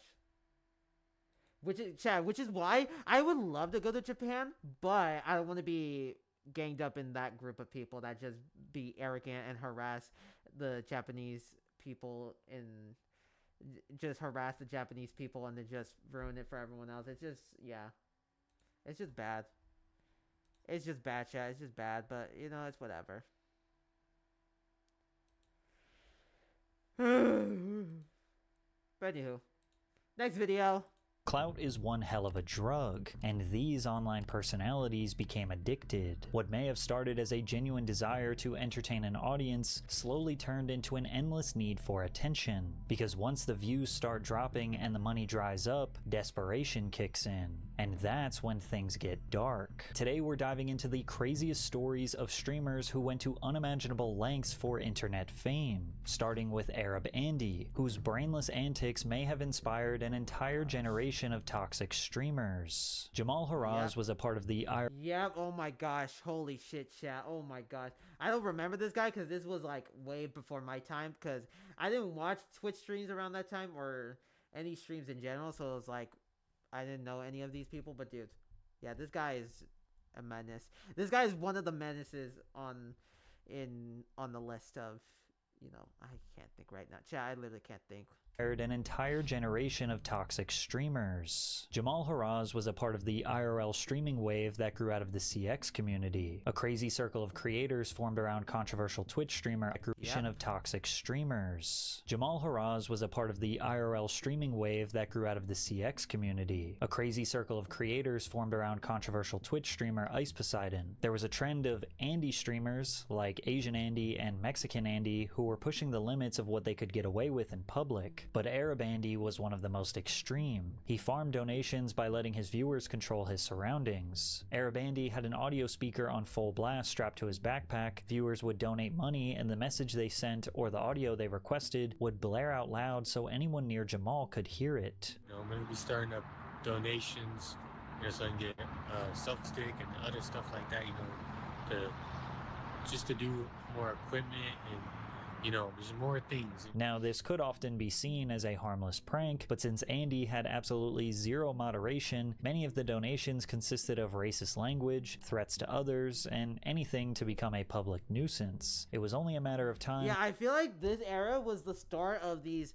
toxic fucking degenerate people going up and asking them for like clout and shit like that. It's like, I think this was the start of it. Threats to others, and anything to become a public nuisance. It was only a matter of time before one of these live streams got out of control, and on May 31st, 2018, that's exactly what happened. Arab Andy casually walked onto the University of Washington's campus looking to start trouble. He was not enrolled as a student, but he had his backpack on, and his speaker turned up to max volume. First, he entered a random lecture with the intention of interrupting the class. Well, when like random people show up to my class and start recording me, I want to know why. Yeah, I bet. I don't know why. Like, they just sent me, dude. UW. Who sent you? UW. Authorities. Who? Do you have any kind of identification? I work for like the U. It could, dude. When people do shit like this, it's like there's like other YouTubers and streamers, well, mainly YouTubers that interrupt lectures, but they have like a joke. They have a reason to be there because they're doing a prank. They do like some sort of funny joke, and it's funny. But this is just weird. Who was the recent guy that got arrested in South Korea for being a nuisance or something?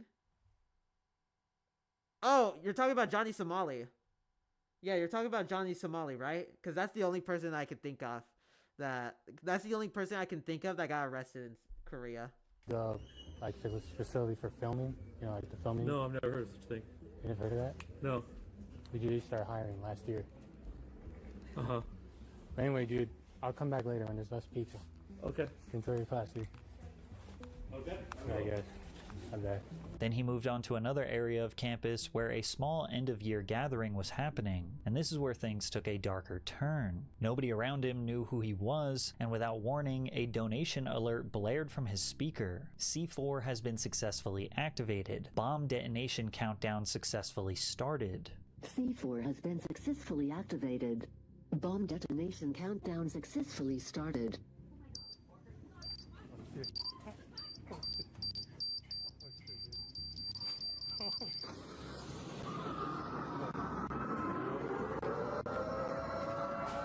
That's crazy.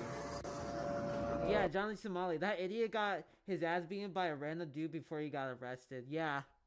I know all of... Actually, chat. I've seen a clip of Johnny Somali before he did all... Before any of this, before he became a controversial streamer. I literally saw a clip of him with only 3 viewers talking about how he doesn't want to go to college anymore because he feels like he's like a hamster on the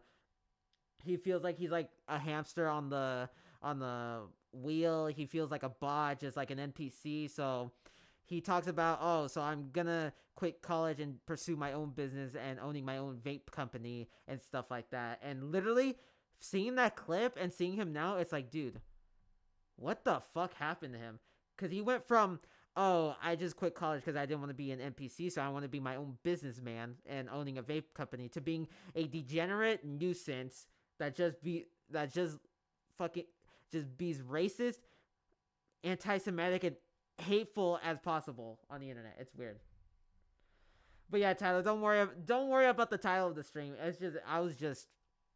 It's a long story, man. You can rewind the YouTube stream because I already talked about it in like the beginning of the stream, so you could just rewind it. Now, just to clarify, most of the screaming you heard in that clip was from the audio file playing from his speaker. Whoever donated found an audio file that had a bomb detonation countdown combined with an explosion as well as those screams. But when played loud enough and with adrenaline kicked in, it's likely that the people around the speaker could have confused it for being real. As the students and staff ran out of the building, the authorities were notified that there may have been an attempted attack on campus. For the next hour, the entire... Are we gaming? I don't know, to be honest. Hold on. Oh, I leaked my stuff. I don't know. Let me see. How long have I been live for? An hour and a half. Maybe.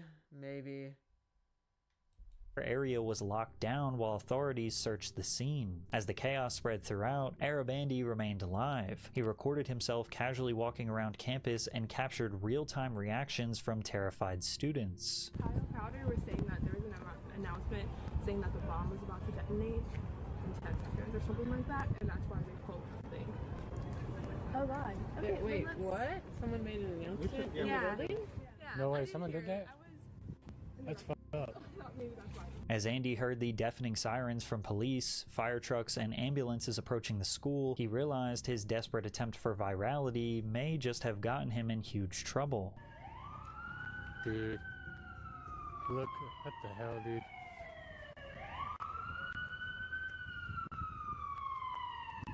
Holy shit, dude.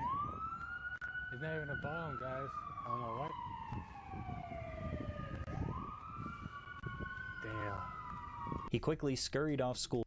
Tyler, oh my gosh, dude, can you just please You always ask me, can we play a game together? And every time you always ask me that, I tell you no sometimes because, dude, I want to play a game on my own, man.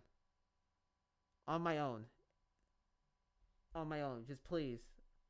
It's nothing against you. It's just you always ask me that every time. You always ask me, hey, can we play this together? And it's like, sometimes, like I just said, on some days I'll do it, and some days I don't feel like doing it. So it's like, again, chat, I'm not your friend, so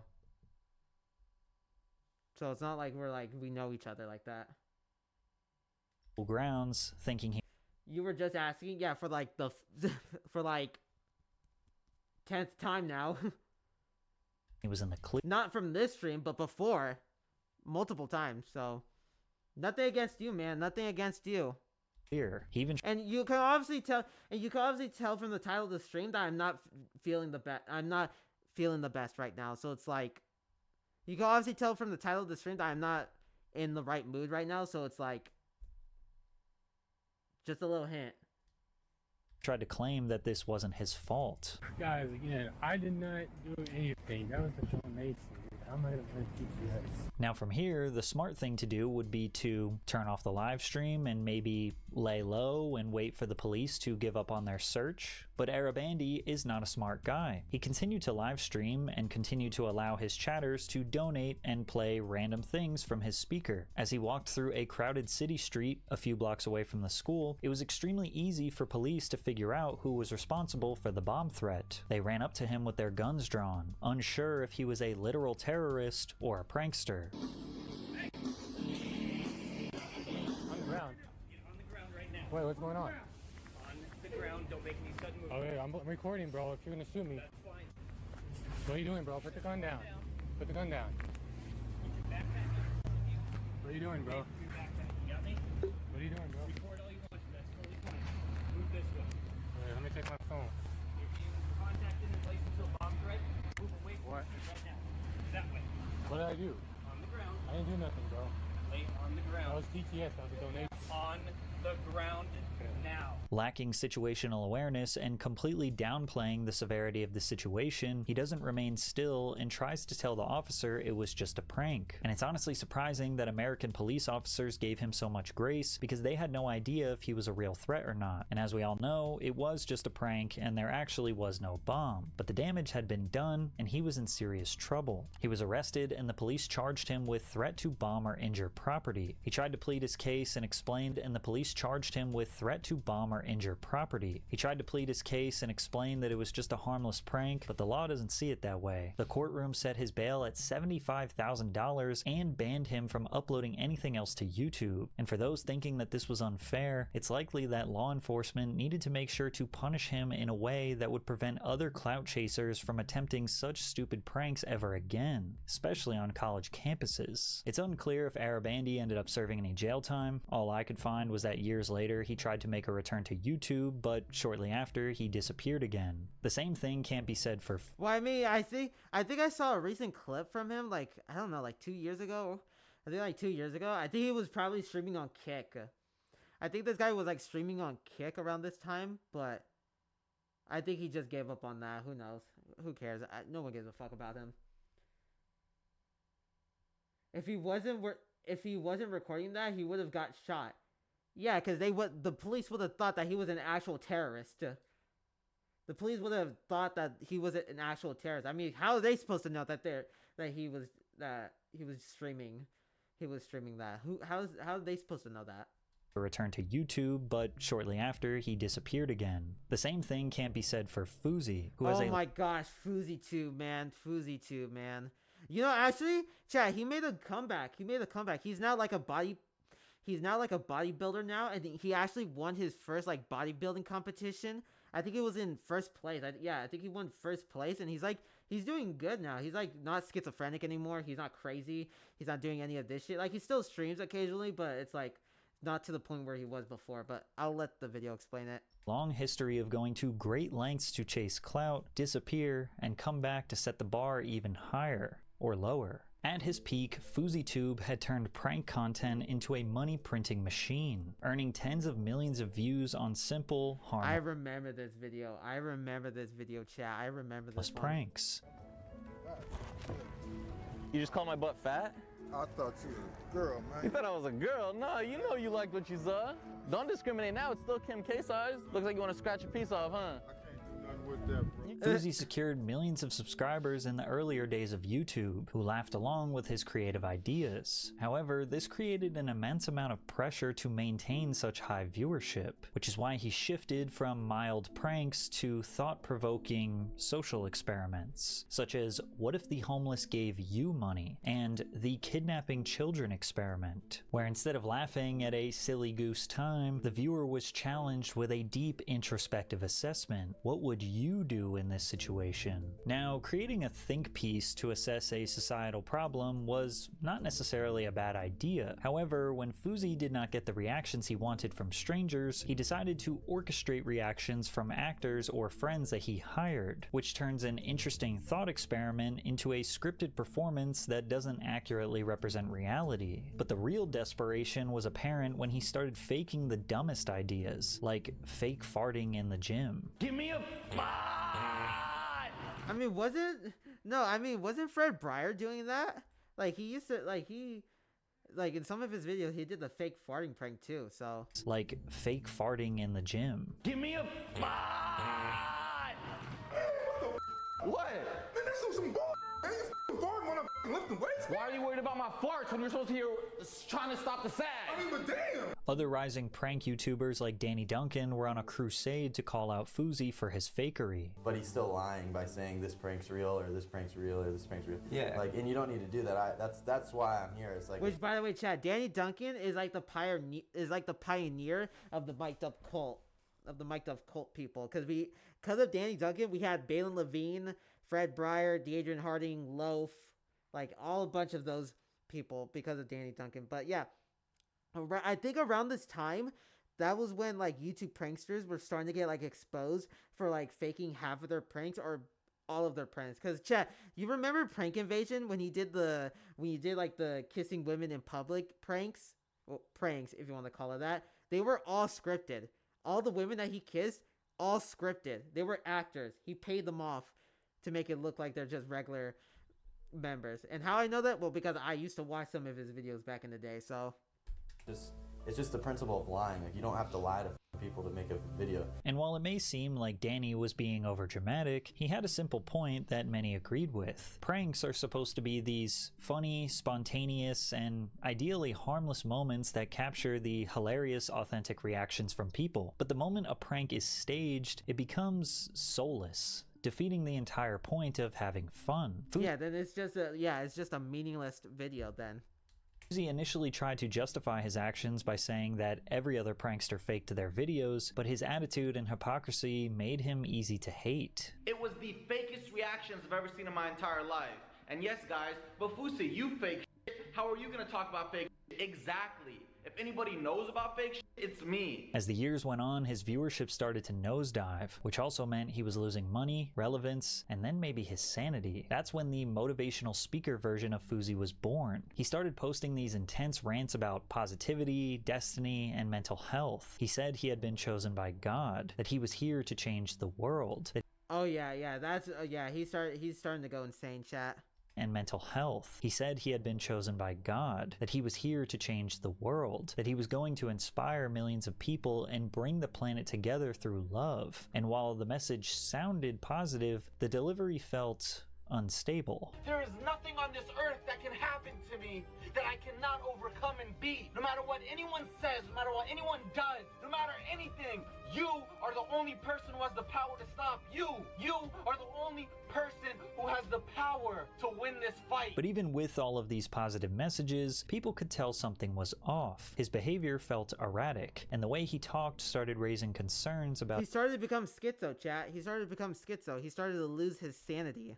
His mental health. Anybody at the bottom in a YouTube comment section who goes, you go through depression, you go through bipolar, how the hell are you going to be a motivational speaker? I can stand up strong and say, watch me. But then he announced something that totally shocked everyone, that he was throwing an event. I am now, for the first time, going back to the city that destroyed me, Los Angeles, California, and taking back ownership of my life and my power and throwing the biggest event that Los Angeles has ever seen on July 15th. I'm so excited. I'm so excited. We're just getting started.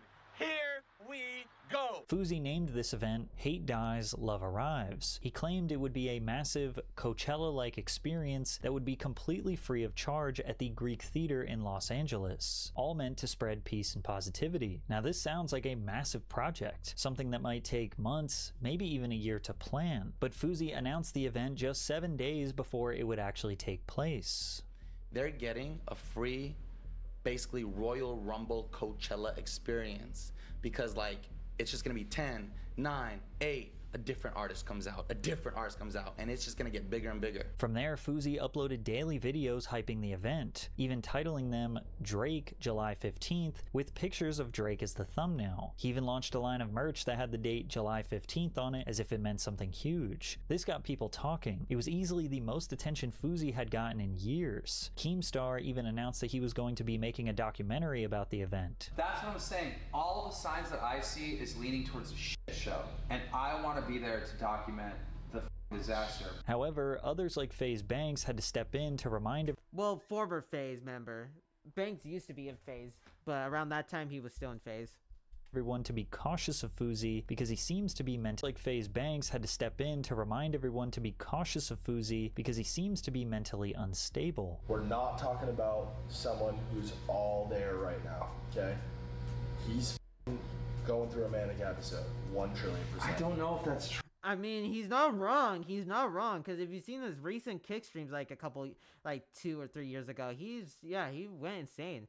And Banks was like kind of foreshadowing his future. True. 1 bajillion %. Fousey started prophesizing his own life, going on rants about how this event was a message directly from God, and that he was going to unite the entire entertainment industry in the name of love and peace. His desperation for views was so high that he was tagging celebrities in his Instagram posts such as Ellen DeGeneres and Diddy, asking them to— Oh no, oh my gosh, oh no.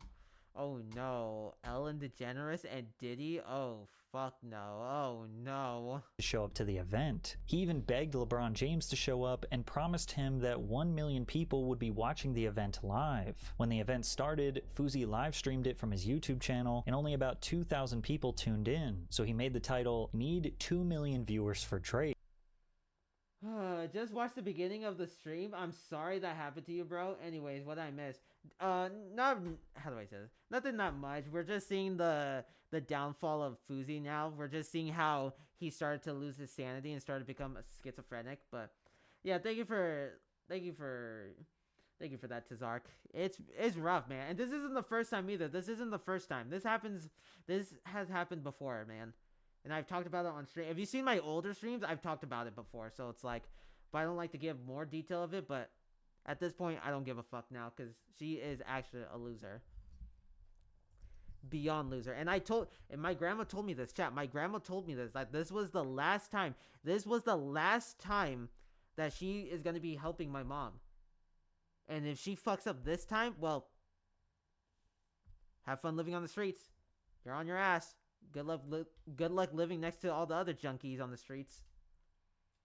Oh, Fousey, that dumbass? Yeah. Yeah, we're just at the part where he had that whole little Coachella kind of concert. Like back, when was this? 2018? As this if had he to was be like 2018. Wasn't it, chat? 2018 or 2019? Going to magically appear somehow. Fousey tripling down on the idea that Drake would be there is maybe the only reason why a couple hundred people even showed up. And to no surprise, they never got Drake. Instead, the crowd got embarrassing performances from no-name rappers. Like a big Ollie on my wanna me and they think and you know I'm with the shit, so you know I'm about to hit 'cause I'm too legit to quit. And then when wow. What a fucking chat. Wow, chat. He's gonna be big someday. Oh yeah, this was 2018. no one thought the event could get any worse, the venue was evacuated by police because of a bomb threat. To this day, no one knows where the threat came from, and the show was over before it even began. But Fousey wasn't done embarrassing himself just yet. Instead of leaving, he climbed on top of a car in the parking lot and started arguing with Keemstar in front of a crowd of confused fans. I invested all my money into this event and I did it for free. My accountant said abusive. Where are you gonna make your money? I said, that's not a problem to me.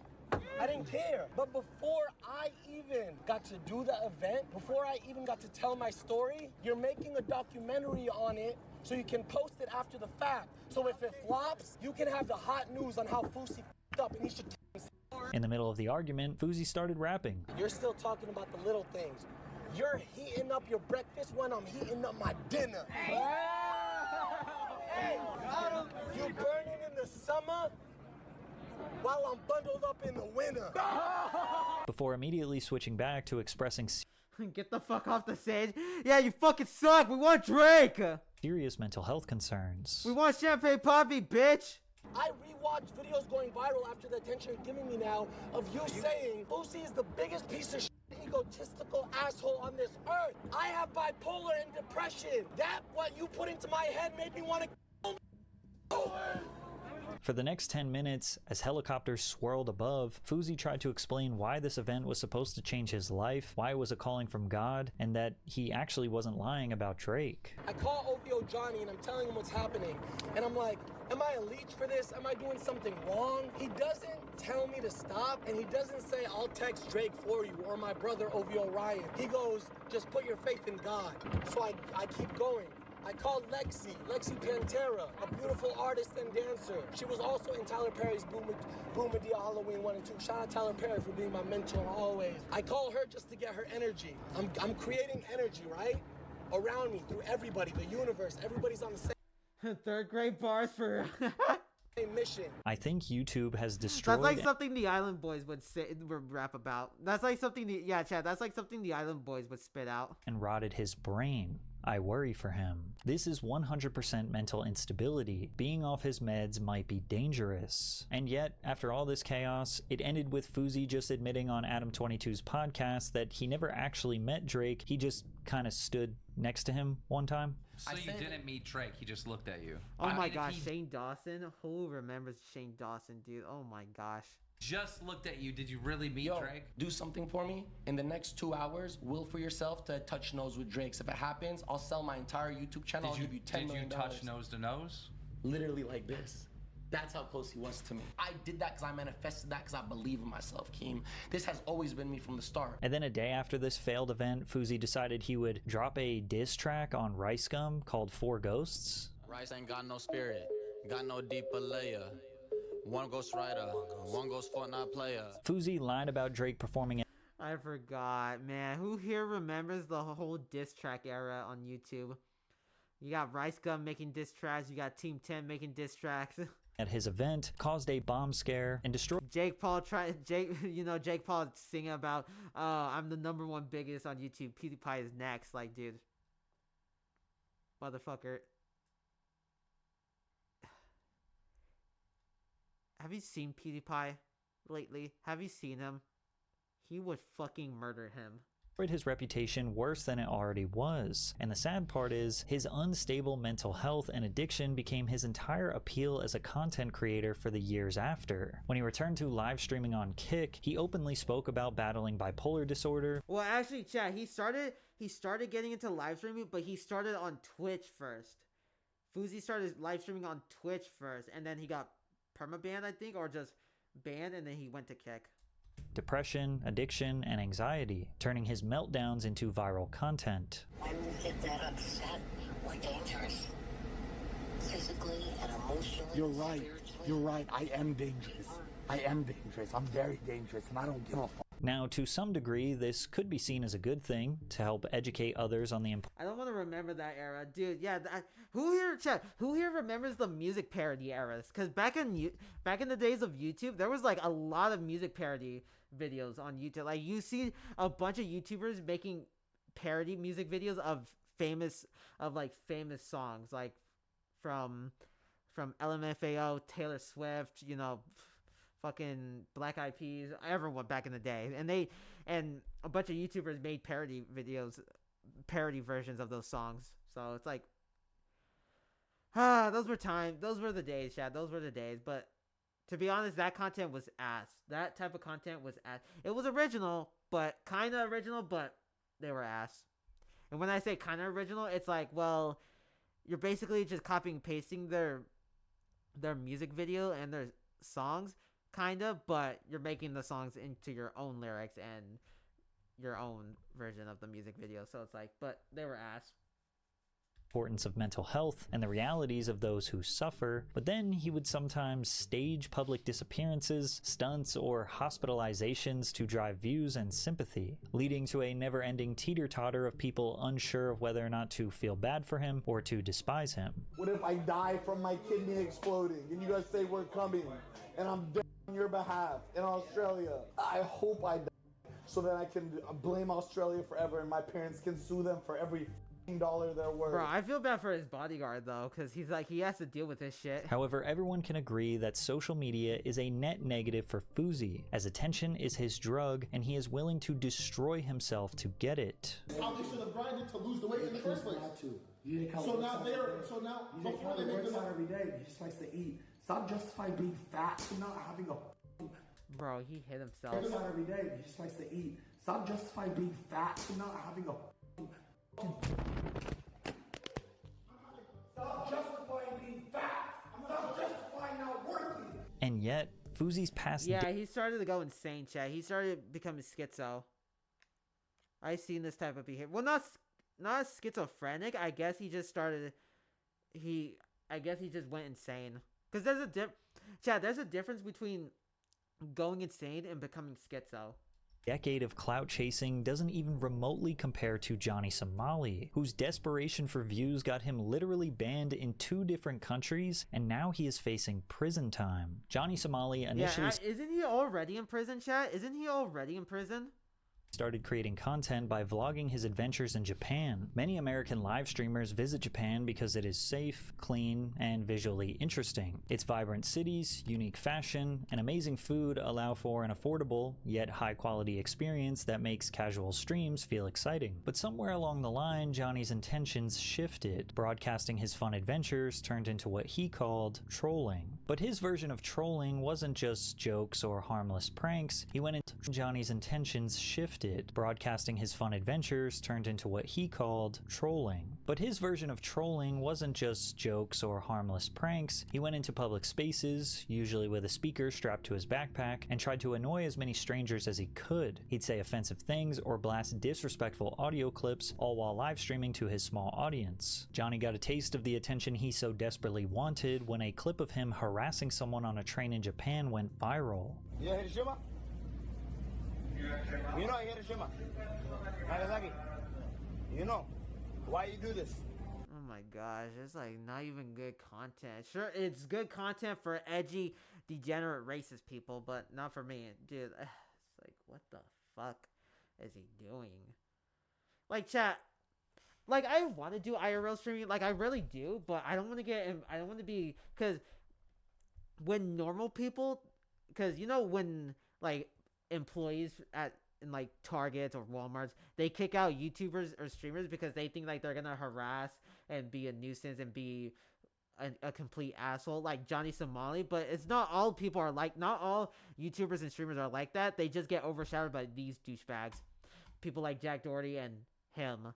So it's like, it's hard to do it. And I would love to do more IRL streams. I mean, I thought about doing IRL streams, but it's like, I don't want to get involved. I don't want to be in a position where somebody's on edge and saying, hey, cut the camera. You don't have my permission to film. Oh, I have 3 lawyers. Bro, I don't give a fuck. I don't give a shit you had 3 lawyers. They're not going to do shit. You're not going to do shit. You're just saying that to act tough. Like, bro, fuck out of here. Like, I'm not trying to deal with that. And I'm not trying to deal with employees telling me to leave the store, or even go so far as calling the cops just because I'm live streaming myself. Like, bro, it's 2026. Sure, you may not like it, but that's the era we live in. So you either deal with it or find another job. And again, like I said, there's not a lot of streamers harass employees or harass customers. You're thinking about people like Johnny Somali, people like Deadrian Harding, Stable Ronaldo, Valkyrie. You know, all those streamers and content creators. They're normal. They're absolutely normal, and they know not to cross the line. But people like him, they just do not give a fuck. Pearl Harbor. Hiroshima. Johnny berates this man for 4 minutes straight, repeatedly saying Hiroshima and Nagasaki, which are literally just the names of 2 Japanese cities. Now we know he was trying to make some sort of edgy joke in reference to the devastating bomb attacks that the American government dropped on those cities during World War II, but the innocent man on the train probably had no idea. He was just confused and probably annoyed. Hiroshima, Nagasaki, you know Hiroshima, Nagasaki. We're gonna do it again. Hiroshima, Nagasaki. So weird. Like I feel like Japanese people are like the targets for like obnoxious content creators like him, because it's like, dude, I feel like literally I saw a tweet, I saw someone posted on Twitter that Japan canceled like their cherry blossom festival because of people like him, and it's like, dude, why don't they do that in other countries? Chad, you're probably thinking, oh, why don't they do it in other countries? Well, because other countries will fuck them over more hard than Japan. Like, I'm not even joking. You do that shit in, like, let's say Russia, they would literally fuck you up. You do that shit in, like, Brazil, they would fuck you up too. Anywhere in the country you do that shit, they would fuck you up. We do again. Because here's the problem, chat. These people like Johnny Somali, they think they're in America. They think like American laws are valid in every country. Like they think anytime they go to a country, they think they use American laws for they basically use like a green pass. They basically use like American laws as like a green pass just to harass people in other countries. Like literally, anywhere these kick streamers go, they always think anytime they go to these different countries, they think like the laws in those countries are like American laws, which they're not. It's way different there. They just think like, but in America we do that, but in America the laws are this, but you're not in America, so the laws in this country are this, so you have nothing against it. So it's like what the fuck? But yeah, they always think that American laws are valid in every country. Like every country follows American laws. So it's like, it's very weird. You understand? You don't know. Now Japan is known. If he did that shit, actually, chat, if he did that shit in Saudi Arabia, oh my gosh, he would get real fucked over. I'm not even joking. If he did that shit in Saudi Arabia, oh my gosh, don't even get me started.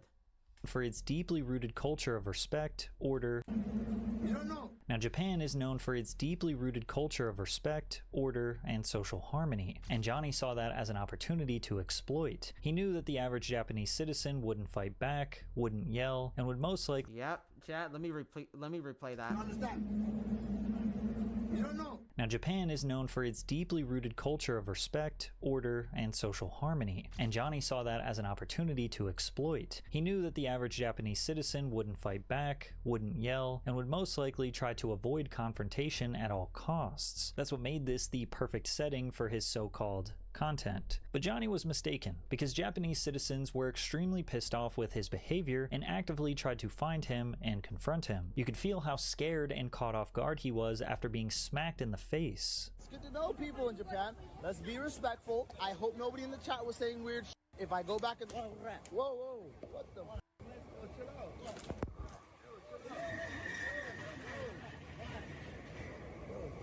Yo, chill out. Stop. Stop. Oh, yeah. Stop. Hey, relax. Relax. Nothing, no problem. Relax. 1 week later, he was attacked again. Right now, hop in Discord. Oh, whoa, what the? Yo, you tripping, nigga? Relax. Yo, stop. Yo, relax. Yo, stop. As satisfying as it was to watch Johnny get roughed up, it did not slow him down. Even though his safety was at risk, he was getting more viewers, which was his ultimate goal. The only time you actually saw him genuinely upset was when he got a temporary 72-hour ban from the live streaming platform Kick. I don't know what I could have done to get a 72-hour, dog.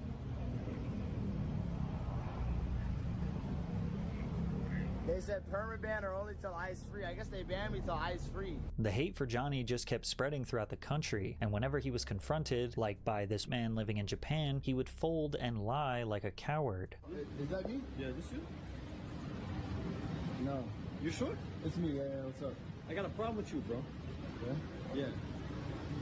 I'm a troll. My wife is Japanese. Okay. You go there insulting people like that. You know how many people from Hiroshima joking about that shit? I know. So why are you joking about the people? I was drunk. I know family suffered, people suffered because of that. You're on the train harassing people like that? I was drunk. Don't do it again, bro. I haven't done it again since. I've seen how people in Tokyo whoop your ass. You're lucky I don't do the same, bro. Is that a threat? It is, yeah. Because you go out harassing people like that, innocent people who didn't do anything. Japanese people are some of the most polite people. I was Japanese people are the most polite people I ever met in my life. Okay. And you're on the with them like that for what, bro? For a little bit of clout? It's pathetic. Come on, man. But sadly, his antics persisted. You watermelon nigga, what? Show these niggas psycho, nigga. Keep moving, nigga.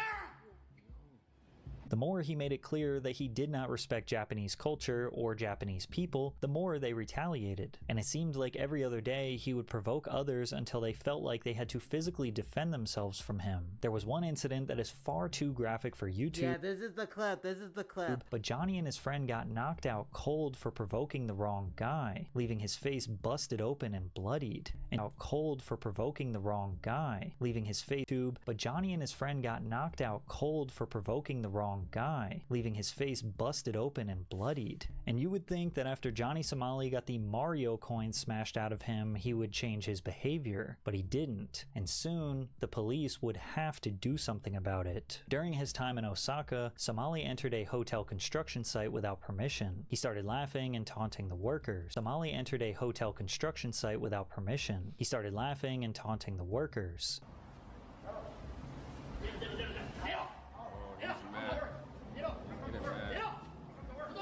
But this time, the consequences involved the authorities. Japanese police arrested him for obstruction of business. Why? Nande? Security check. Security check? What's with the security? Wait, why are you taking a photo of me? Why did you take so emotional? I'm not emotional, Daijoubu. I'm okay. Oh my. I don't want to empty my bag into there. Why? The Japanese police were extremely polite and cordial, and they seemingly let him off with a warning. But then his antics got him arrested again, and he was charged with conspiracy to obstruct business after blasting loud music in a restaurant during his live stream. Japanese citizens were more than fed up, and evidently so were the authorities. In January of 2024, he was found guilty, fined a few $1,000, and was officially banned from Japan. Now this should have been the end of his antics, but instead, Johnny took it as an opportunity to move to another country, because for a man as desperate for clout as Johnny Somali, getting banned from countries was like collecting infinity stones. In October of 2024, he arrived in South Korea, and as soon as he touched down, it was evident he was taking his obnoxious behavior to new heights. He harassed even more people using public transportation, one of his all-time favorite stunts. Then while walking past the sacred Comfort Women statue, a memorial honoring Korean women forced into sexual slavery by Japanese military. Wow. A memorial honoring Korean women forced into sexual slavery by Japanese military during World War II, Johnny blatantly disrespected it in front of everyone, twerking and giving the statue a lap dance. This monument is one of the most solemn and emotional landmarks in South Korea. Johnny's disrespect set off a national outrage. Korean viewers clipped the footage and shared it across South Korean social media. News outlets covered it within hours, but Johnny thought the outrage was funny. So he went to other versions of the statue, kissed and fondled them, and even rubbed oil on himself while dancing on the statue again.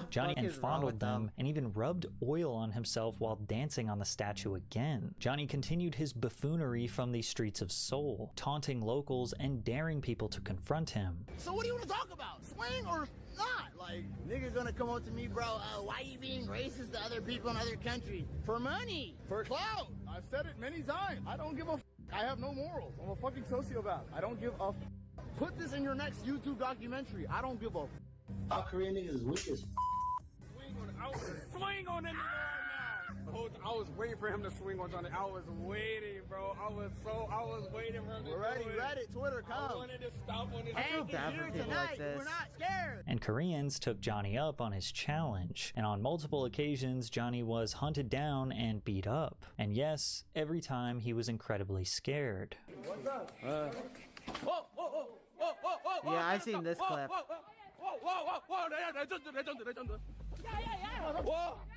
It's almost starting to seem like he has some sort of humiliation kink, because he never would defend himself, just taunt people, get beat up, and then film his battered face for everyone to laugh at. Another South Korean man attacked Johnny while he was still recovering from his last beating. 소말리. 어디가? 어디가? 어? 어디가? 어디가?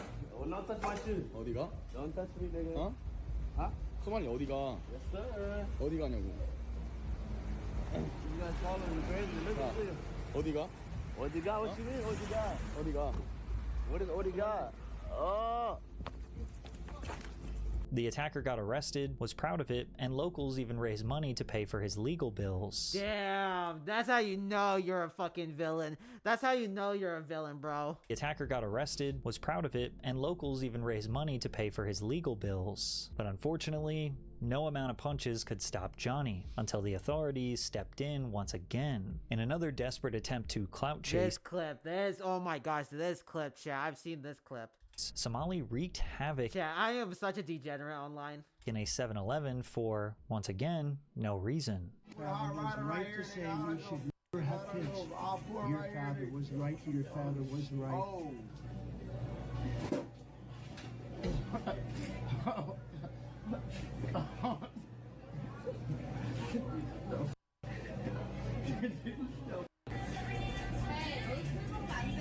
What are you talking about? 안 된다고요. 소주 안 된다고. Shut up. police? Call the police, stupid ass. He was not detained the evening of these antics, but faced criminal charges and was placed under a travel ban, preventing him from leaving the country while prosecutors built their case. Finally, Johnny Somali was banned from YouTube, Kick, and Twitch, and only then did he try to apologize for his behavior. Oh yeah, so chat, he was permabanned on Kick, he was permabanned on YouTube, he was permabanned on Twitch, and the only streaming platform that he could be on was Rumble. And from YouTube, Kick, and Twitch, and only then did he try to apologize for his behavior, but he didn't really seem like he wanted to. Right now, you're a big issue, and a lot of Koreans are mad for what you did, and all we want is for you to just apologize for what. Right now, you're a big issue, and a lot of Koreans are mad for what you did, and all we want is for you to just apologize for what you have done. Okay. All right. Bro, trust me, it's the only way, man. Okay, I'll say right now, I want to apologize to the Korean people. I was not aware of the significance of the statue. I was trying to get, you know what I mean? It was just entertainment for my audience. We're from America. We really don't know much about the Comfort Woman or much about the statue where we're from. So when I saw this statue, I came upon it on my stream. At first, I really didn't even know what it was.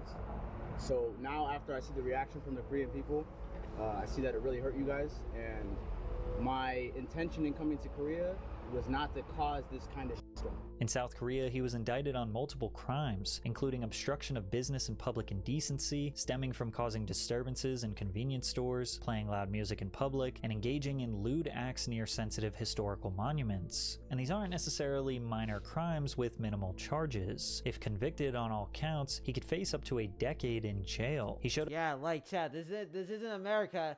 He needs to, like, people who go to other countries, you need to know that American laws don't apply to every country. It doesn't, man. Up to his trial in March of 2025 wearing a MAGA hat, despite being told repeatedly to remove it, showing once again he was not taking any of this seriously, but he did plead guilty to 3 charges, 1 obstruction of business and 2 Minor Crimes Act violations. But Johnny is a clout-addicted idiot, and before he could be sentenced, he decided to once again break the law for attention. He created AI-generated deepfake videos that depicted him kissing a popular Korean streamer streamer named Bong Bong. Under South Korean law, the creation, distribution, or possession of non-consensual AI-generated explicit content is classified as a crime. Legal experts have confirmed that this offense carries a mandatory prison sentence of up to 7 years. Unlike the previous charges, which allowed for financial penalties, this particular crime eliminates the possibility of a mere fine, which means Johnny Somali will be going to jail. During his second trial in May of 2025, he pled guilty to 2 more charges, and his third trial, which is scheduled for August of 2025, will likely address the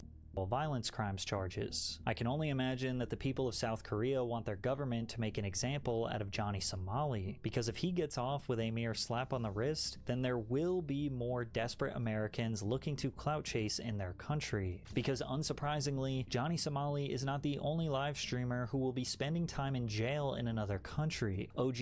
Wait, he forgot the part where he went to... So, chat, Johnny Somali, I think he went to, like, Israel or, like, something, but I seen clips of him, like, harassing, like, people from... I don't know if it was Israel or something like that. I don't want to get it wrong, but he was in that country, and then he was messing with police officers, too, over there. And, yeah, it's something. Prank YouTuber Vitali is currently behind bars in the Philippines for his desperate attempts at chasing views. Actually, he's out of jail now, so, but I think I'm gonna end early today, chat. I just want to clear my head a little bit more. It's just today, it just felt like, it just felt like I thought today was gonna go well, but then my mom fucked up. My mom fucked up, and it was so bad. She fucked up again, as per usual. And again, Mom, if you're watching this, go fuck yourself. You're a fucking loser. Have fun living on the streets, you fucking skank. And I'm proud to say that, because no, she fucked me over. I don't know how many times I told you guys that my mom is a fucking alcoholic loser. I've told you guys this so many fucking times before, and this has happened before, even on stream too, and I had to delete those streams because I didn't want anybody to know, I don't want any of you guys wanted to listen to that, so, or listen to her, that fucking loser, arguing with her fucking loser fuckboy you call a fucking, I don't know what even is he, but no, fuck you, Mom, you're a piece of shit, have fun living on the streets, you fucking alcoholic addict piece of shit cunt. But anywho, yeah, I'm out of here. I just want to clear my head, so I'm still mad about that, but you know, I'll probably get over it, but I do mean it, because she says she's gonna change this time, but like for good, like she's not gonna be drinking for good, but chat, you forget my mom is a narcoleptic liar, so but it's whatever. I'm out of here, chat, so goodbye, enjoy the rest of your day. Ring, do you hear me calling? Me no way, no drive. Do you hear me calling? Do you hear me calling? Me no way, no drama. Not a fire alive. Do you hear me calling? Do you hear me calling? Me no way, no drama. I just want you, my darling. Break away and make a way to make it. Love the way you looking when you're naked. Treat your heart just like a blunt of OG. Roll it up, I kissed it and I smoke it. Got to be joking. Where in the fuck did you think?